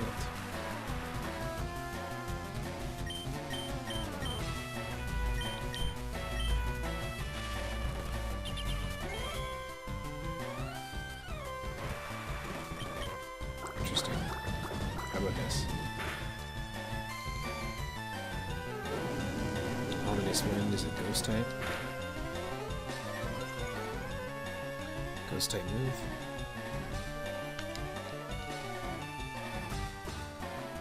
It's basically like Ancient Power. There's a high chance to boost your stats. Well, it got the stat boost. Which is not good.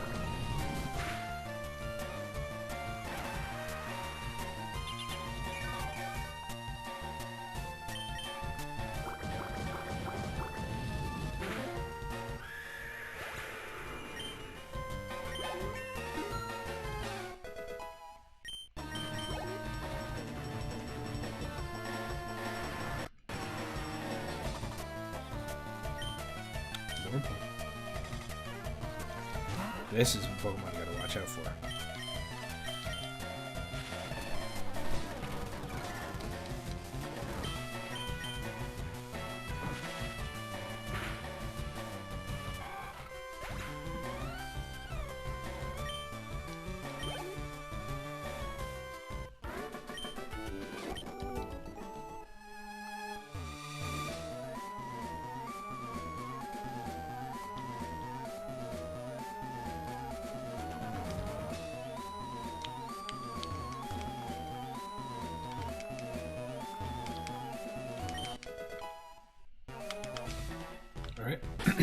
It's a good move, or a good item. We can basically raise the amount of times we can use an item. Or I got it mixed up twice in my head. Okay, this is a good item because it raises the amount of times we can use a move. There we go. Connected the right things. Definitely want Horn Leech because I want Surfetch to stay alive. More chances we can absorb damage from the opponent, the better. Wow. Please don't look at me again. Oh my god.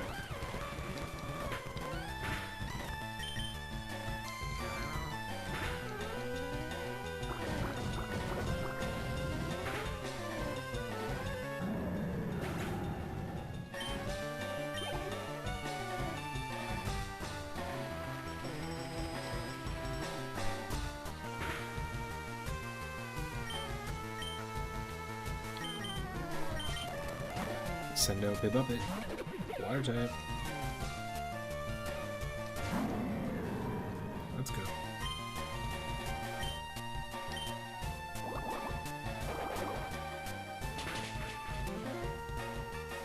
Oh, it hung on by the skin of its teeth.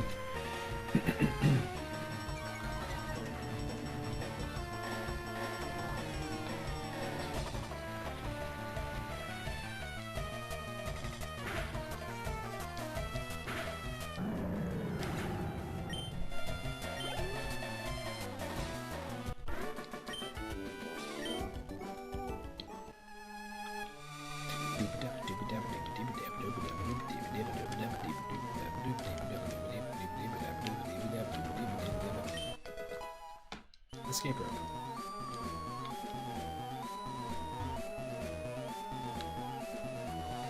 Or the old Scoppy Roppy.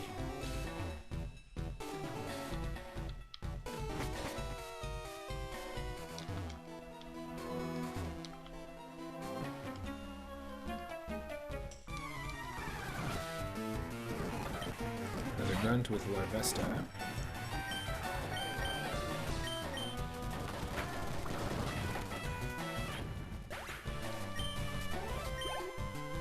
Switch.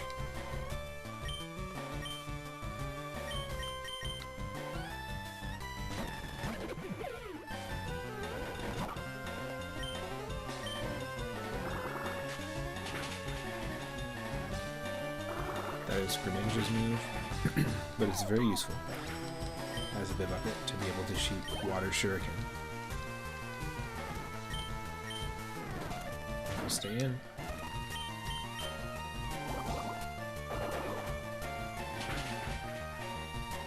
Bastiodon is Rock Steel. 4 times effective water against both those types.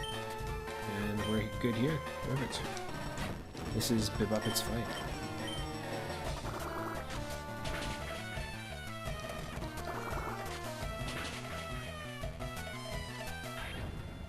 Trust in the Beaver.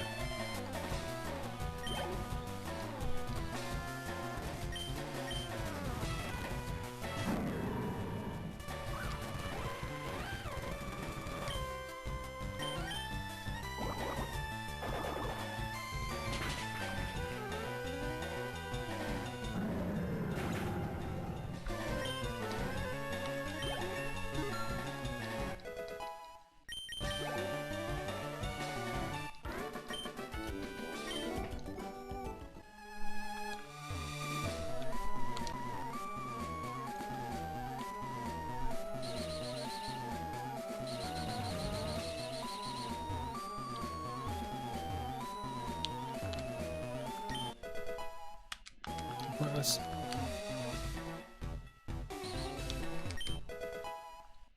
I'll take that. You earn Moonstones just by hanging out here. Way more. Way more than just one. TM12. Taunt.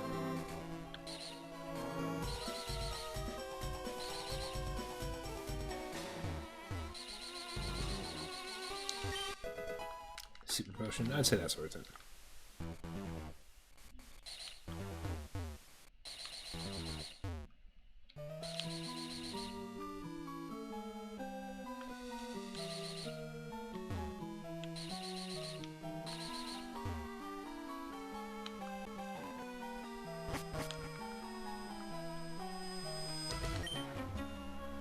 Why did you come here?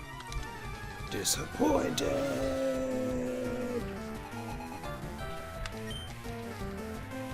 Carbink, we got ourselves a rock fairy type. From Sun and Moon, I believe. Fairy, fairy, rock the fairy, fairy, ballsy.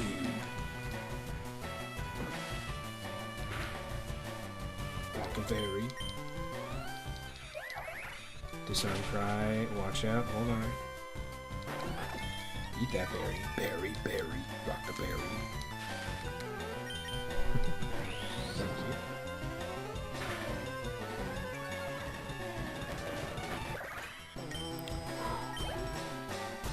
Calm down, Muppet. Alright, we're going back to our good old staple here. Bibarel.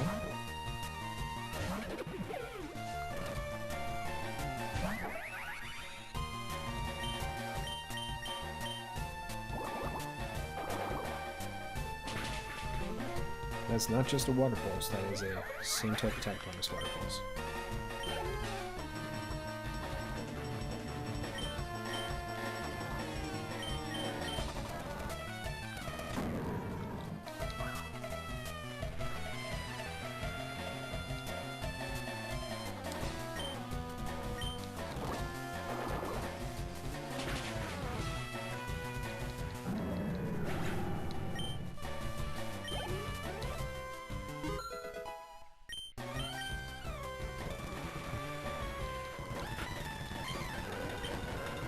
Of course, we're staying in.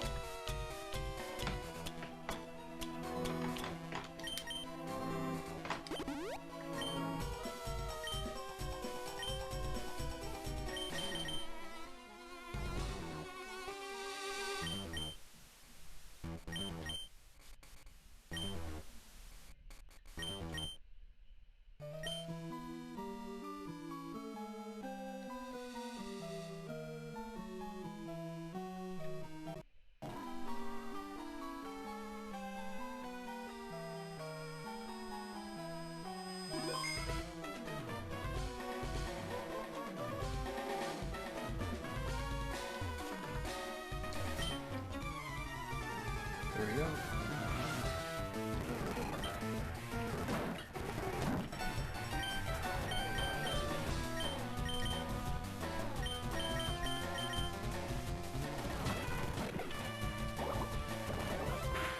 Sludge. The beaver's used to the sludge. Get out of here, get out of there.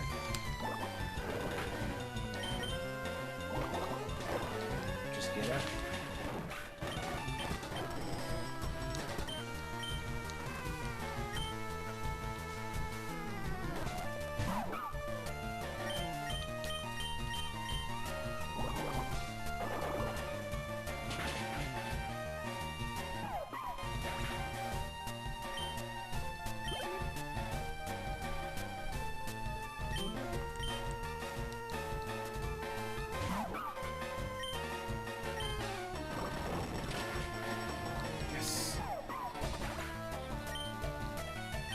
Queen sweep. That's what we want.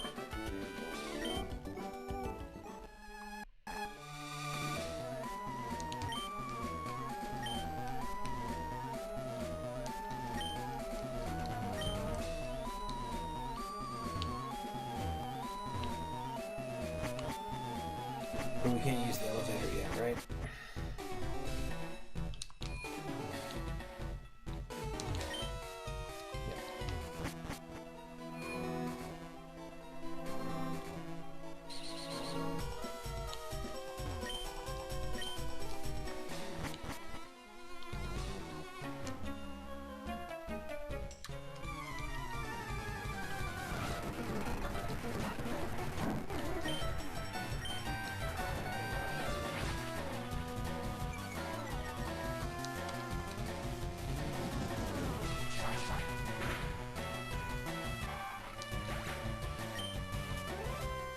Even with lowered attack, I was gonna say, if we can't take out a Wurmple in one hit, with Ravenclaw, then we're kind of screwed having luck with up a 2.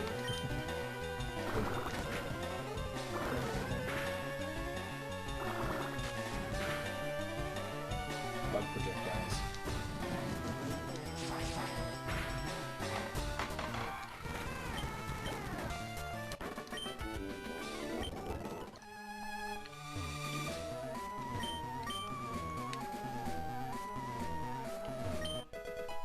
TM21, Frustration, does more damage depending on how much our Pokemon dislikes us. And to have a Pokemon really dislike us, they've got to faint all the time, and we're not going to do that. Next, Rare Candy. We're going to do that.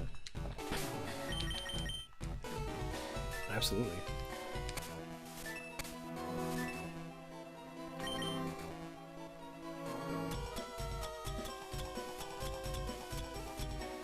Candy that's packed with energy raises the level of a Pokemon by 1.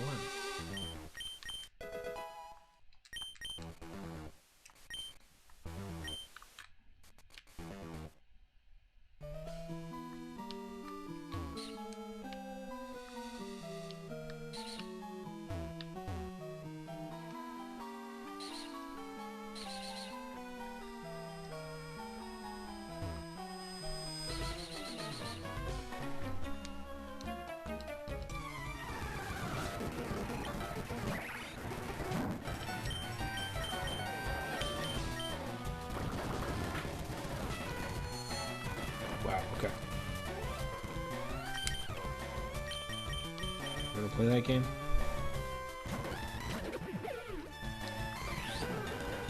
Thunder Kick thankfully is a fighting type move, and we are beefy.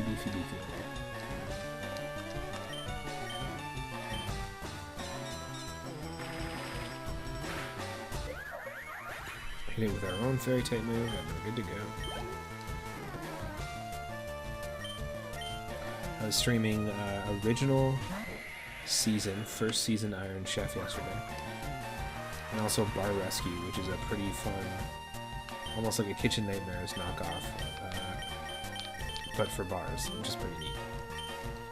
So streaming some of that in Discord yesterday. Totally different vibe. I think tomorrow we're going to be streaming earlier in the morning. However, I'm also going to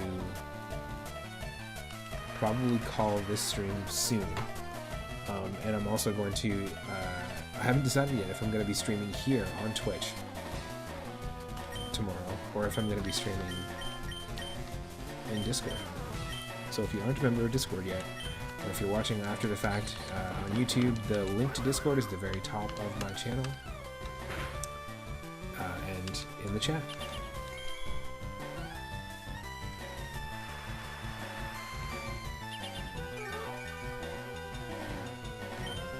Not a huge fan of the design of this Pokemon. It's like a been there, done that kind of situation. It took them this long to come up with like an ice Ponyta. It's like, come on. Move forward. Let's do something different. Conkle Guppet. Level 40.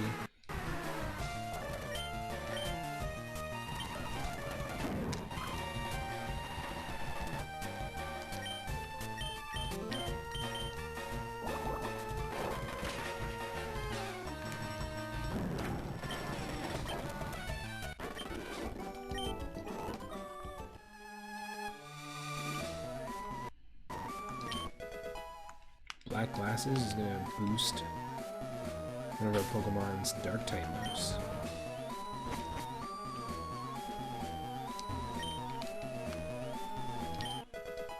Max Ether.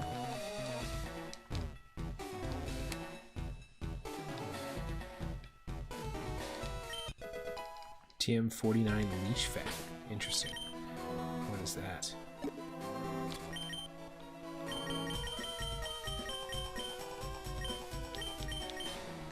Who did he shockwave to?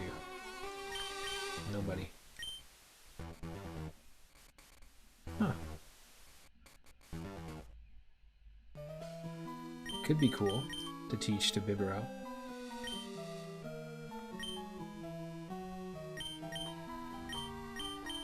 Leech Fang, 80 power, 100% accuracy, steals the effects of the foe's healing or status changing moves.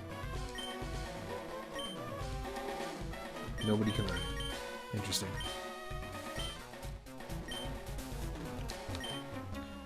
The elevator doesn't work. Who has the lift key? It's probably me. Me. Alright, easy peasy. Water versus rock. Erosion. It's gonna use Sparkle Aria. What's that? A not very effective fairy type move.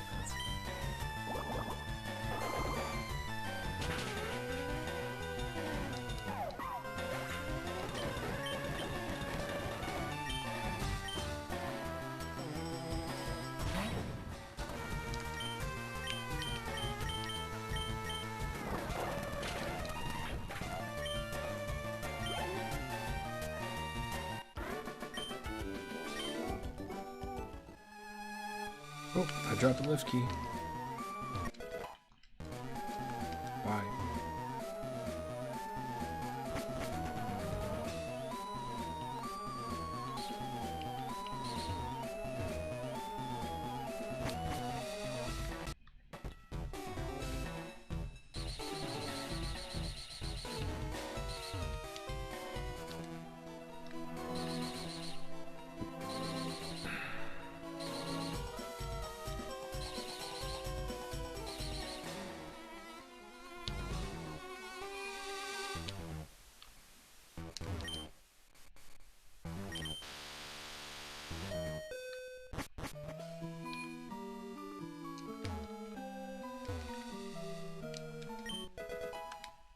Calcium.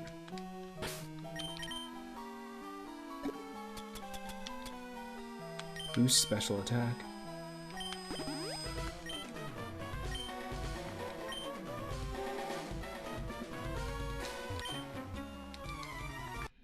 This guy remembers us from Mount Moon. Totally random that he had a Clefairy too, that's funny. Because our Mount Moon is not known for Clefairy. Weird steam. Maybe let's just get out of here. Meteor Rush doesn't affect us. That is a Steel type move, I believe. Hold on, this Clefairy, cute.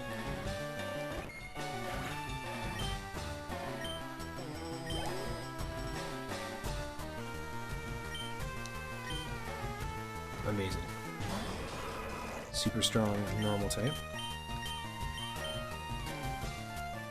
Calling the powers of space. This animation always looks really cool with our layout. With our Meowth and our Earthbound background behind us on either side.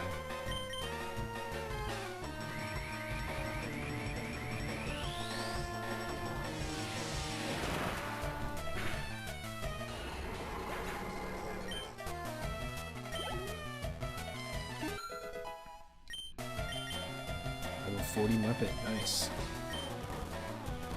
We've got Metagross, which is Psychic and Steel. Spirit Lock is going to be our best move. It won't be able to move or swap out. And I think we can one-shot it, yeah. That is a physical, same type attack bonus boosted ghost type move.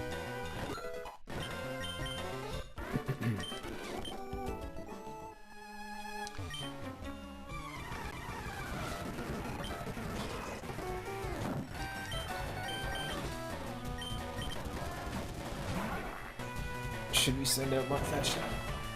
Is it a good idea?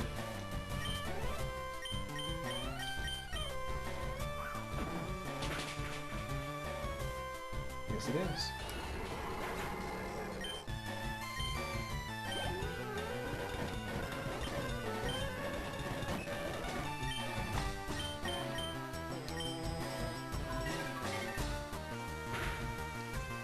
Haunt back the fairy. Haunt the Clefairy. Haunt the Clefairy.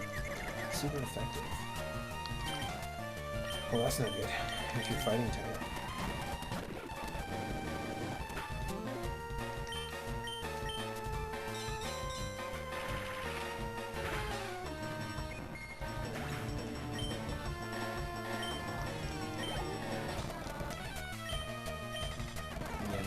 This is Psychic Fighting.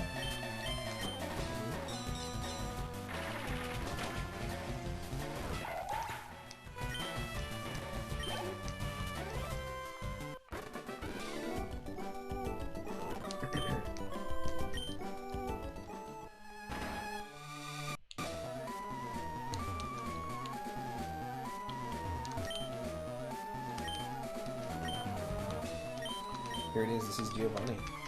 Our first encounter with him.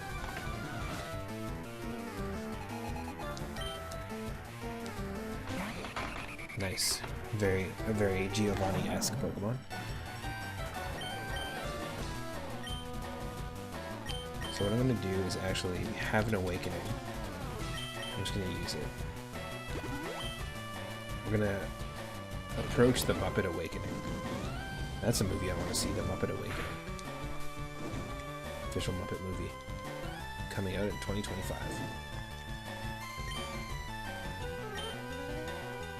The Muppet Uprising, the sequel. The Mupprising.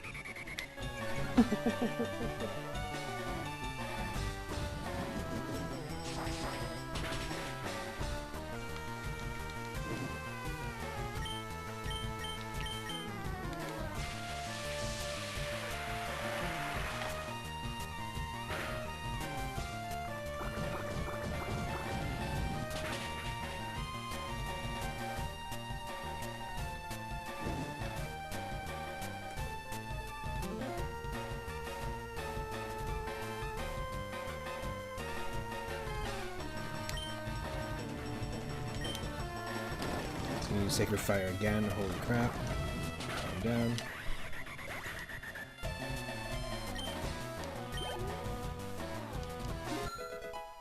Mupp fetched. Grew to level 40. Mupp fetched is trying to learn Confide.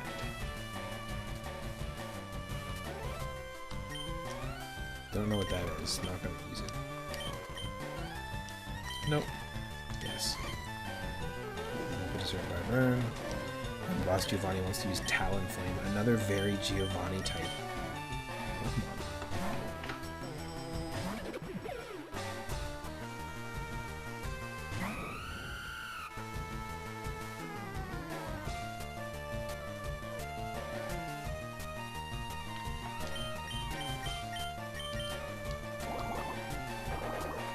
Oh my god.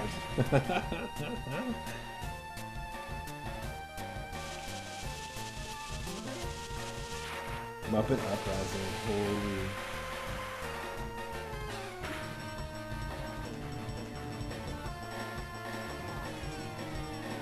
That's funny. AI image generation is amazing. I'll post it in AI Toolbox shortly. Water Pulse.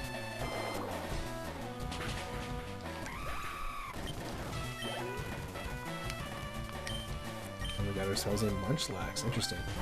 Hasn't fully evolved it into a Snorlax yet, but Snorlax is a very Giovanni Pokemon as well. Well, let's Dazzle and Gleam this thing. If you're one of our followers, drop that Snorlax emote.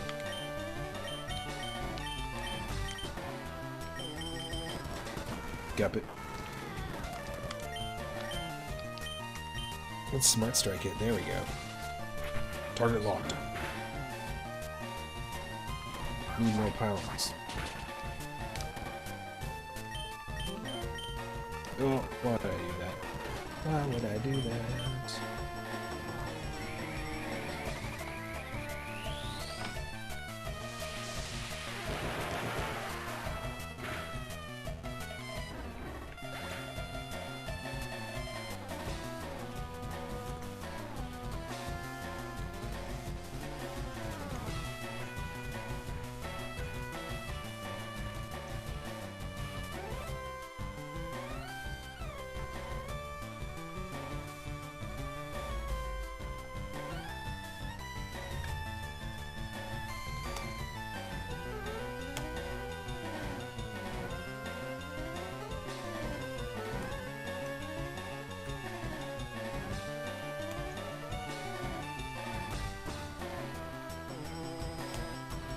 Okay, I posted it in AI Toolbox.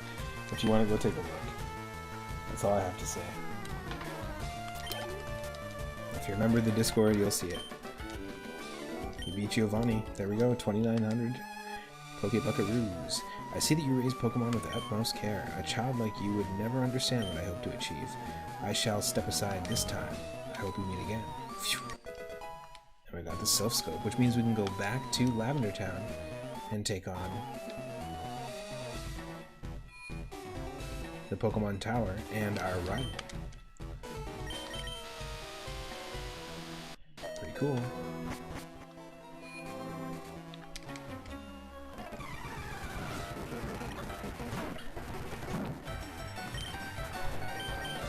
Bebop it, it's all you. Yo, Bebop it.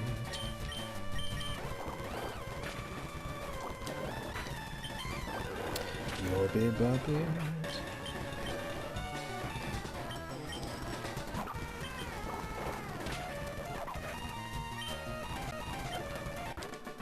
Yep. You already beat your boss. You're supposed to, when you beat the boss, the little guys are not supposed to be picking fights with you, but whatever. Whatever.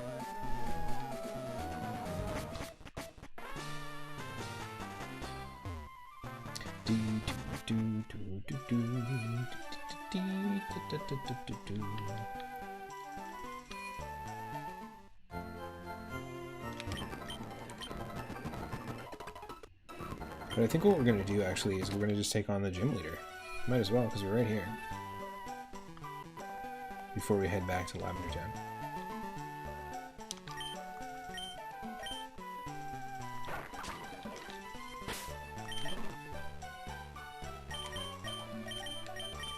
We got a really good team right now.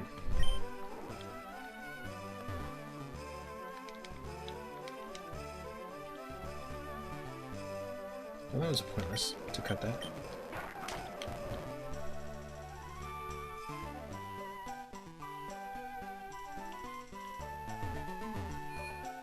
Let's go.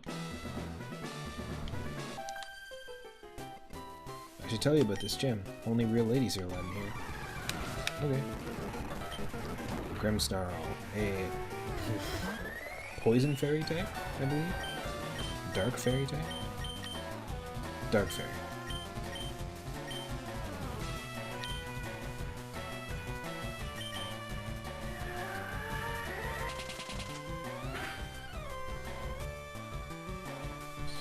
It is a Pokemon from Sword and Shield.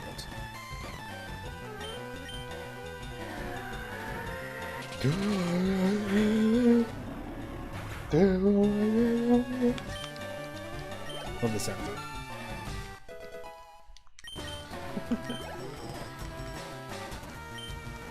Pidgeot, oh my god. That's the Boyd. That is a Boyd. Can we just wet the bird enough so that it just falls to the ground in one shot? Yes, we can. If you use enough water. You're too rough. Welcome. I was getting bored. Okay. Beauty Bridget sends out Corviknight. I know it says Corviknight, but that's because Corviknight wouldn't fit. Or this is a ROM hack where they include newer Pokemon. In the newer games, they don't have a character limit.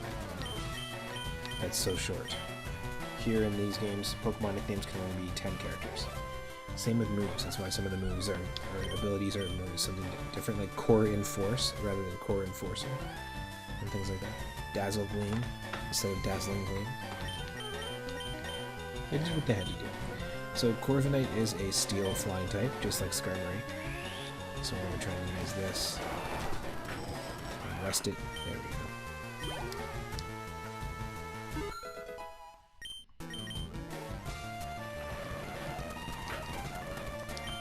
Another Grimmsnarl.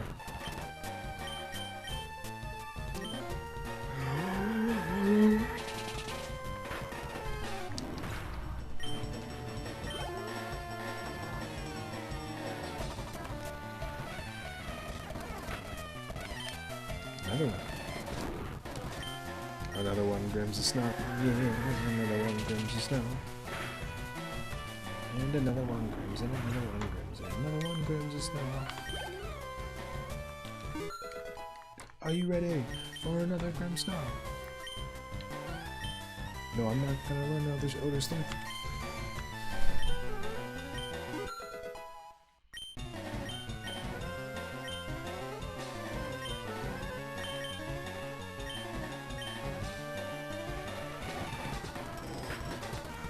Ah, Corviknight. Okay. That's fair. I'll give you that one.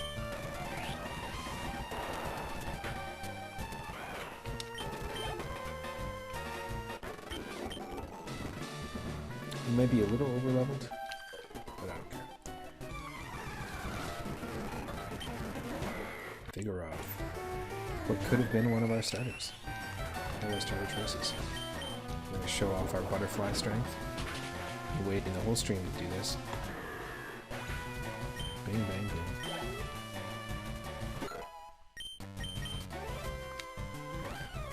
Garchomp. This is a ground dragon?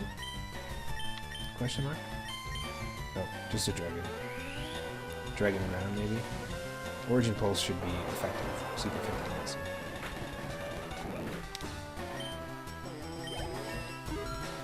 But I don't know what. If Up It wants to learn Psycho Cut, well, we already have a psychic move, Expand Force. This move's power increases and damages all opposing targets in psychic terrain. Or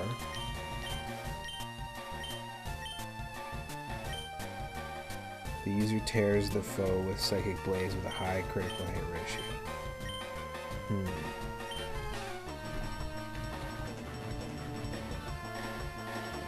I wish I could like take a moment here and just look at my stats as well, but I can't. So I'm gonna say no, because I like Expand Force. But that's a cool move.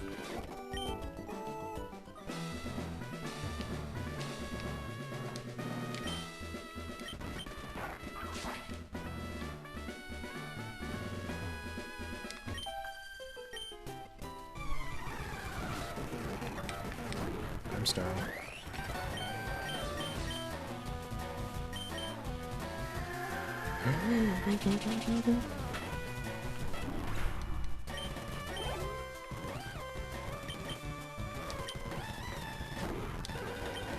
Another one brims the snow.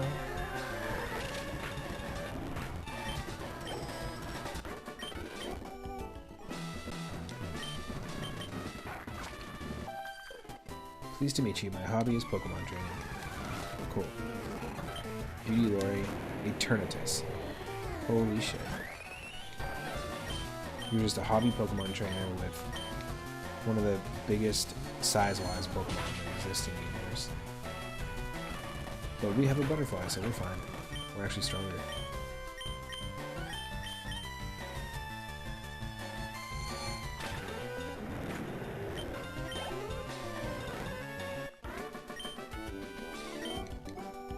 Those are only Pokemon, too. Would have destroyed the whole gym if she sent it out in this gym. Ace Trainer Mary. We got 5 Pokemon. Okay.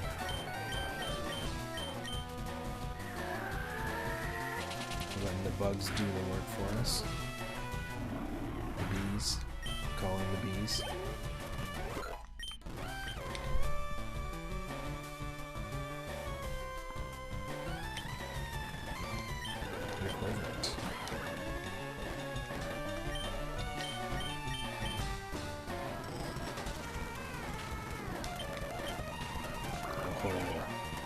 Trying to play that game. No, we're not doing para-hacks. We're not getting into a para-hack situation. No, thank you.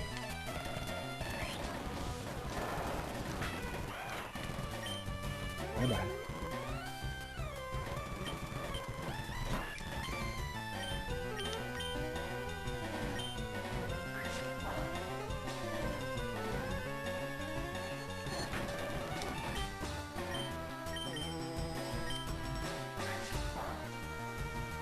Just hanging on, Pidgeot. Come on. That's like a 0.5 HP right there. Alright. Garchomp.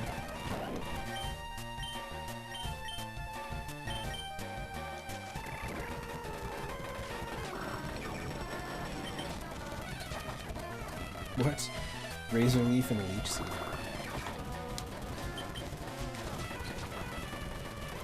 we go. Just gotta land a doozy.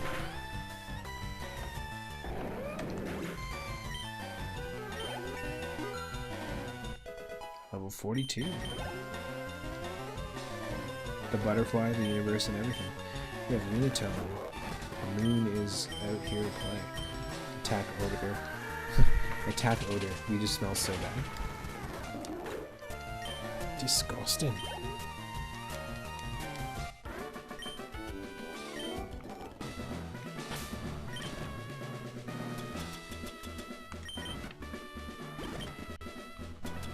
Yeah, we're healing.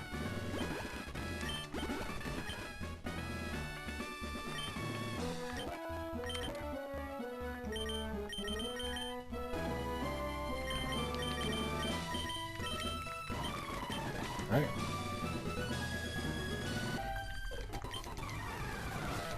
One more. Last Lisa, and then we're taking on the 4th gym leader for the Rainbow Badge. We'll be halfway there in terms of badges. And to have Pokemon at level 40 like this, or everyone at level 40, and our backups, we're actually in a good position. Work on that.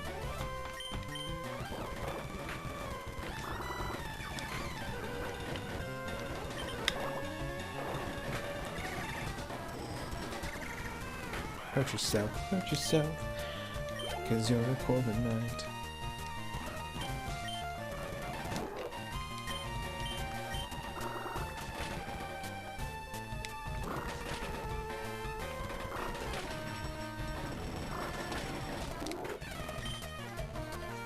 The moon does not like the shuriken. Alright. Hello, lovely weather, isn't it? It's so pleasant. Oh dear, I must have dozed off. Welcome, my name is Erica. I'm a leader of Celadon Gym. I'm a student of the art of flower arranging. My Pokemon are solely of the grass type. Oh, I'm sorry. I had no idea that you wished to challenge me. Very well. I shall not lose.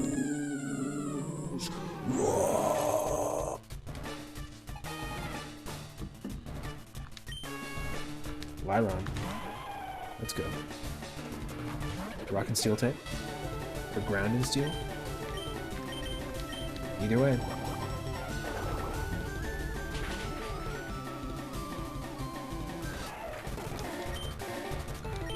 There we go, nice clean. One-hit KO. And a level up. She's going to use Slacking, who our rival might have by the time we get to Lavender Town with the Sylph Scope. Because he chose the Vigoroth as our starter. But we're faster. We still got the fastest beaver in the West. Fastest beaver in the West. It's going to try to heal itself.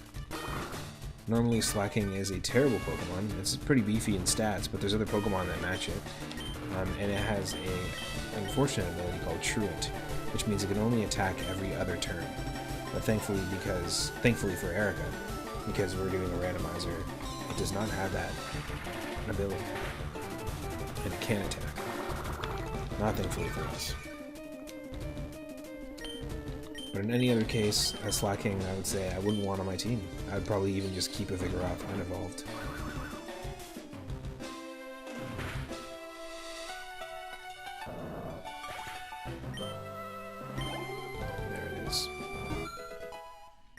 Muppet grew to level 42. Conkle Muppet grew to level 42. And Guppet at level 44. That's amazing. Nature Power, what does that do again? Similar to... I always get confused with Hidden Power. An attack that changes type depending on location. Nope. Because it's not going to be strong enough to surpass any of the 4 Kakarots we already know. Do you want to forget a Kakarot to learn the new Kakarot? Sure. Here it is, it's Lopunny. So we'll have defeated Giovanni for the first time, the first encounter with Giovanni. Cleared the game corner. And then basically completed Celadon City and got the Rainbow Badge. Pretty cool. Halfway through the badges, not a lot of Pokemon, but we're in a good... The entire time, because we had a good start to the Nuzlocke, and I've said this many times before, the entire time we've had a good run because we got good footing at the beginning. If you don't get good footing at the beginning, you can see on my YouTube channel, there's a ton of failed attempts, co-op attempts, where at the beginning we just got really, really unlucky. And that's a terrible, terrible way to start a Nuzlocke. You can also do this challenge, lots of people have, with different alternate rules, like limiting yourself to only one use of each Pokemon Center, which to me is absolutely wild. But you can go in and choose to not randomize the Pokemon. You can play this on the original Pokemon Red on your original Game Boy, or Pokemon Gold or Silver on your Game Boy Color, just to mix it up a little bit. It's not like it's a new challenge, but if it's new to you, give it a shot. And you're curious. You did it. She concedes defeat. You're remarkably strong. I must confer on you the Rainbow Badge. 2,900 Pokebuckaroos. The Rainbow Badge will make Pokemon up to level 50 obey, and it also allows Pokemon to use Strength in and out of battle. So we actually have 2 Pokemon with Strength. One being Blossom, and one being our Vivian. We just got ourselves a Grass type move too. Giga Drain. Let's see if anyone can learn it.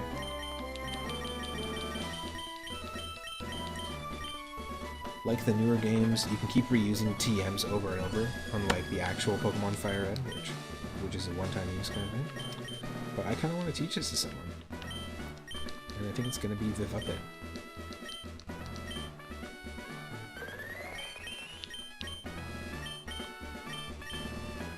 Maybe not. You know what? Both of these Pokemon, maybe not. I'm going to hold on to it. Not like I can't use it multiple times, but I'm going to hold on to it and teach it to Blossom if we end up using Blossom. Well, I'm going to save it and call it here, I think. Thank you to everyone who's been hanging out. Thank you to the regulars, to my mods, and to Shadow Wolf Moonflower for the recent follow, as well as Jamsters for the shout-out and Free Needles for the double shout-out recently. Really appreciate it. Normally, you can find me here around 5 or 6 p.m. Pacific every single day, either on twitch.tv/3up_moon or in the Moon's Space Zone, my Discord server. So I'll see you there, or I'll see you in the next stream. Tomorrow I'll be live a little bit earlier, probably around 10 a.m. Pacific, either here or in Discord. So feel free to join and stay in the loop, and stick around because we're going to raid someone.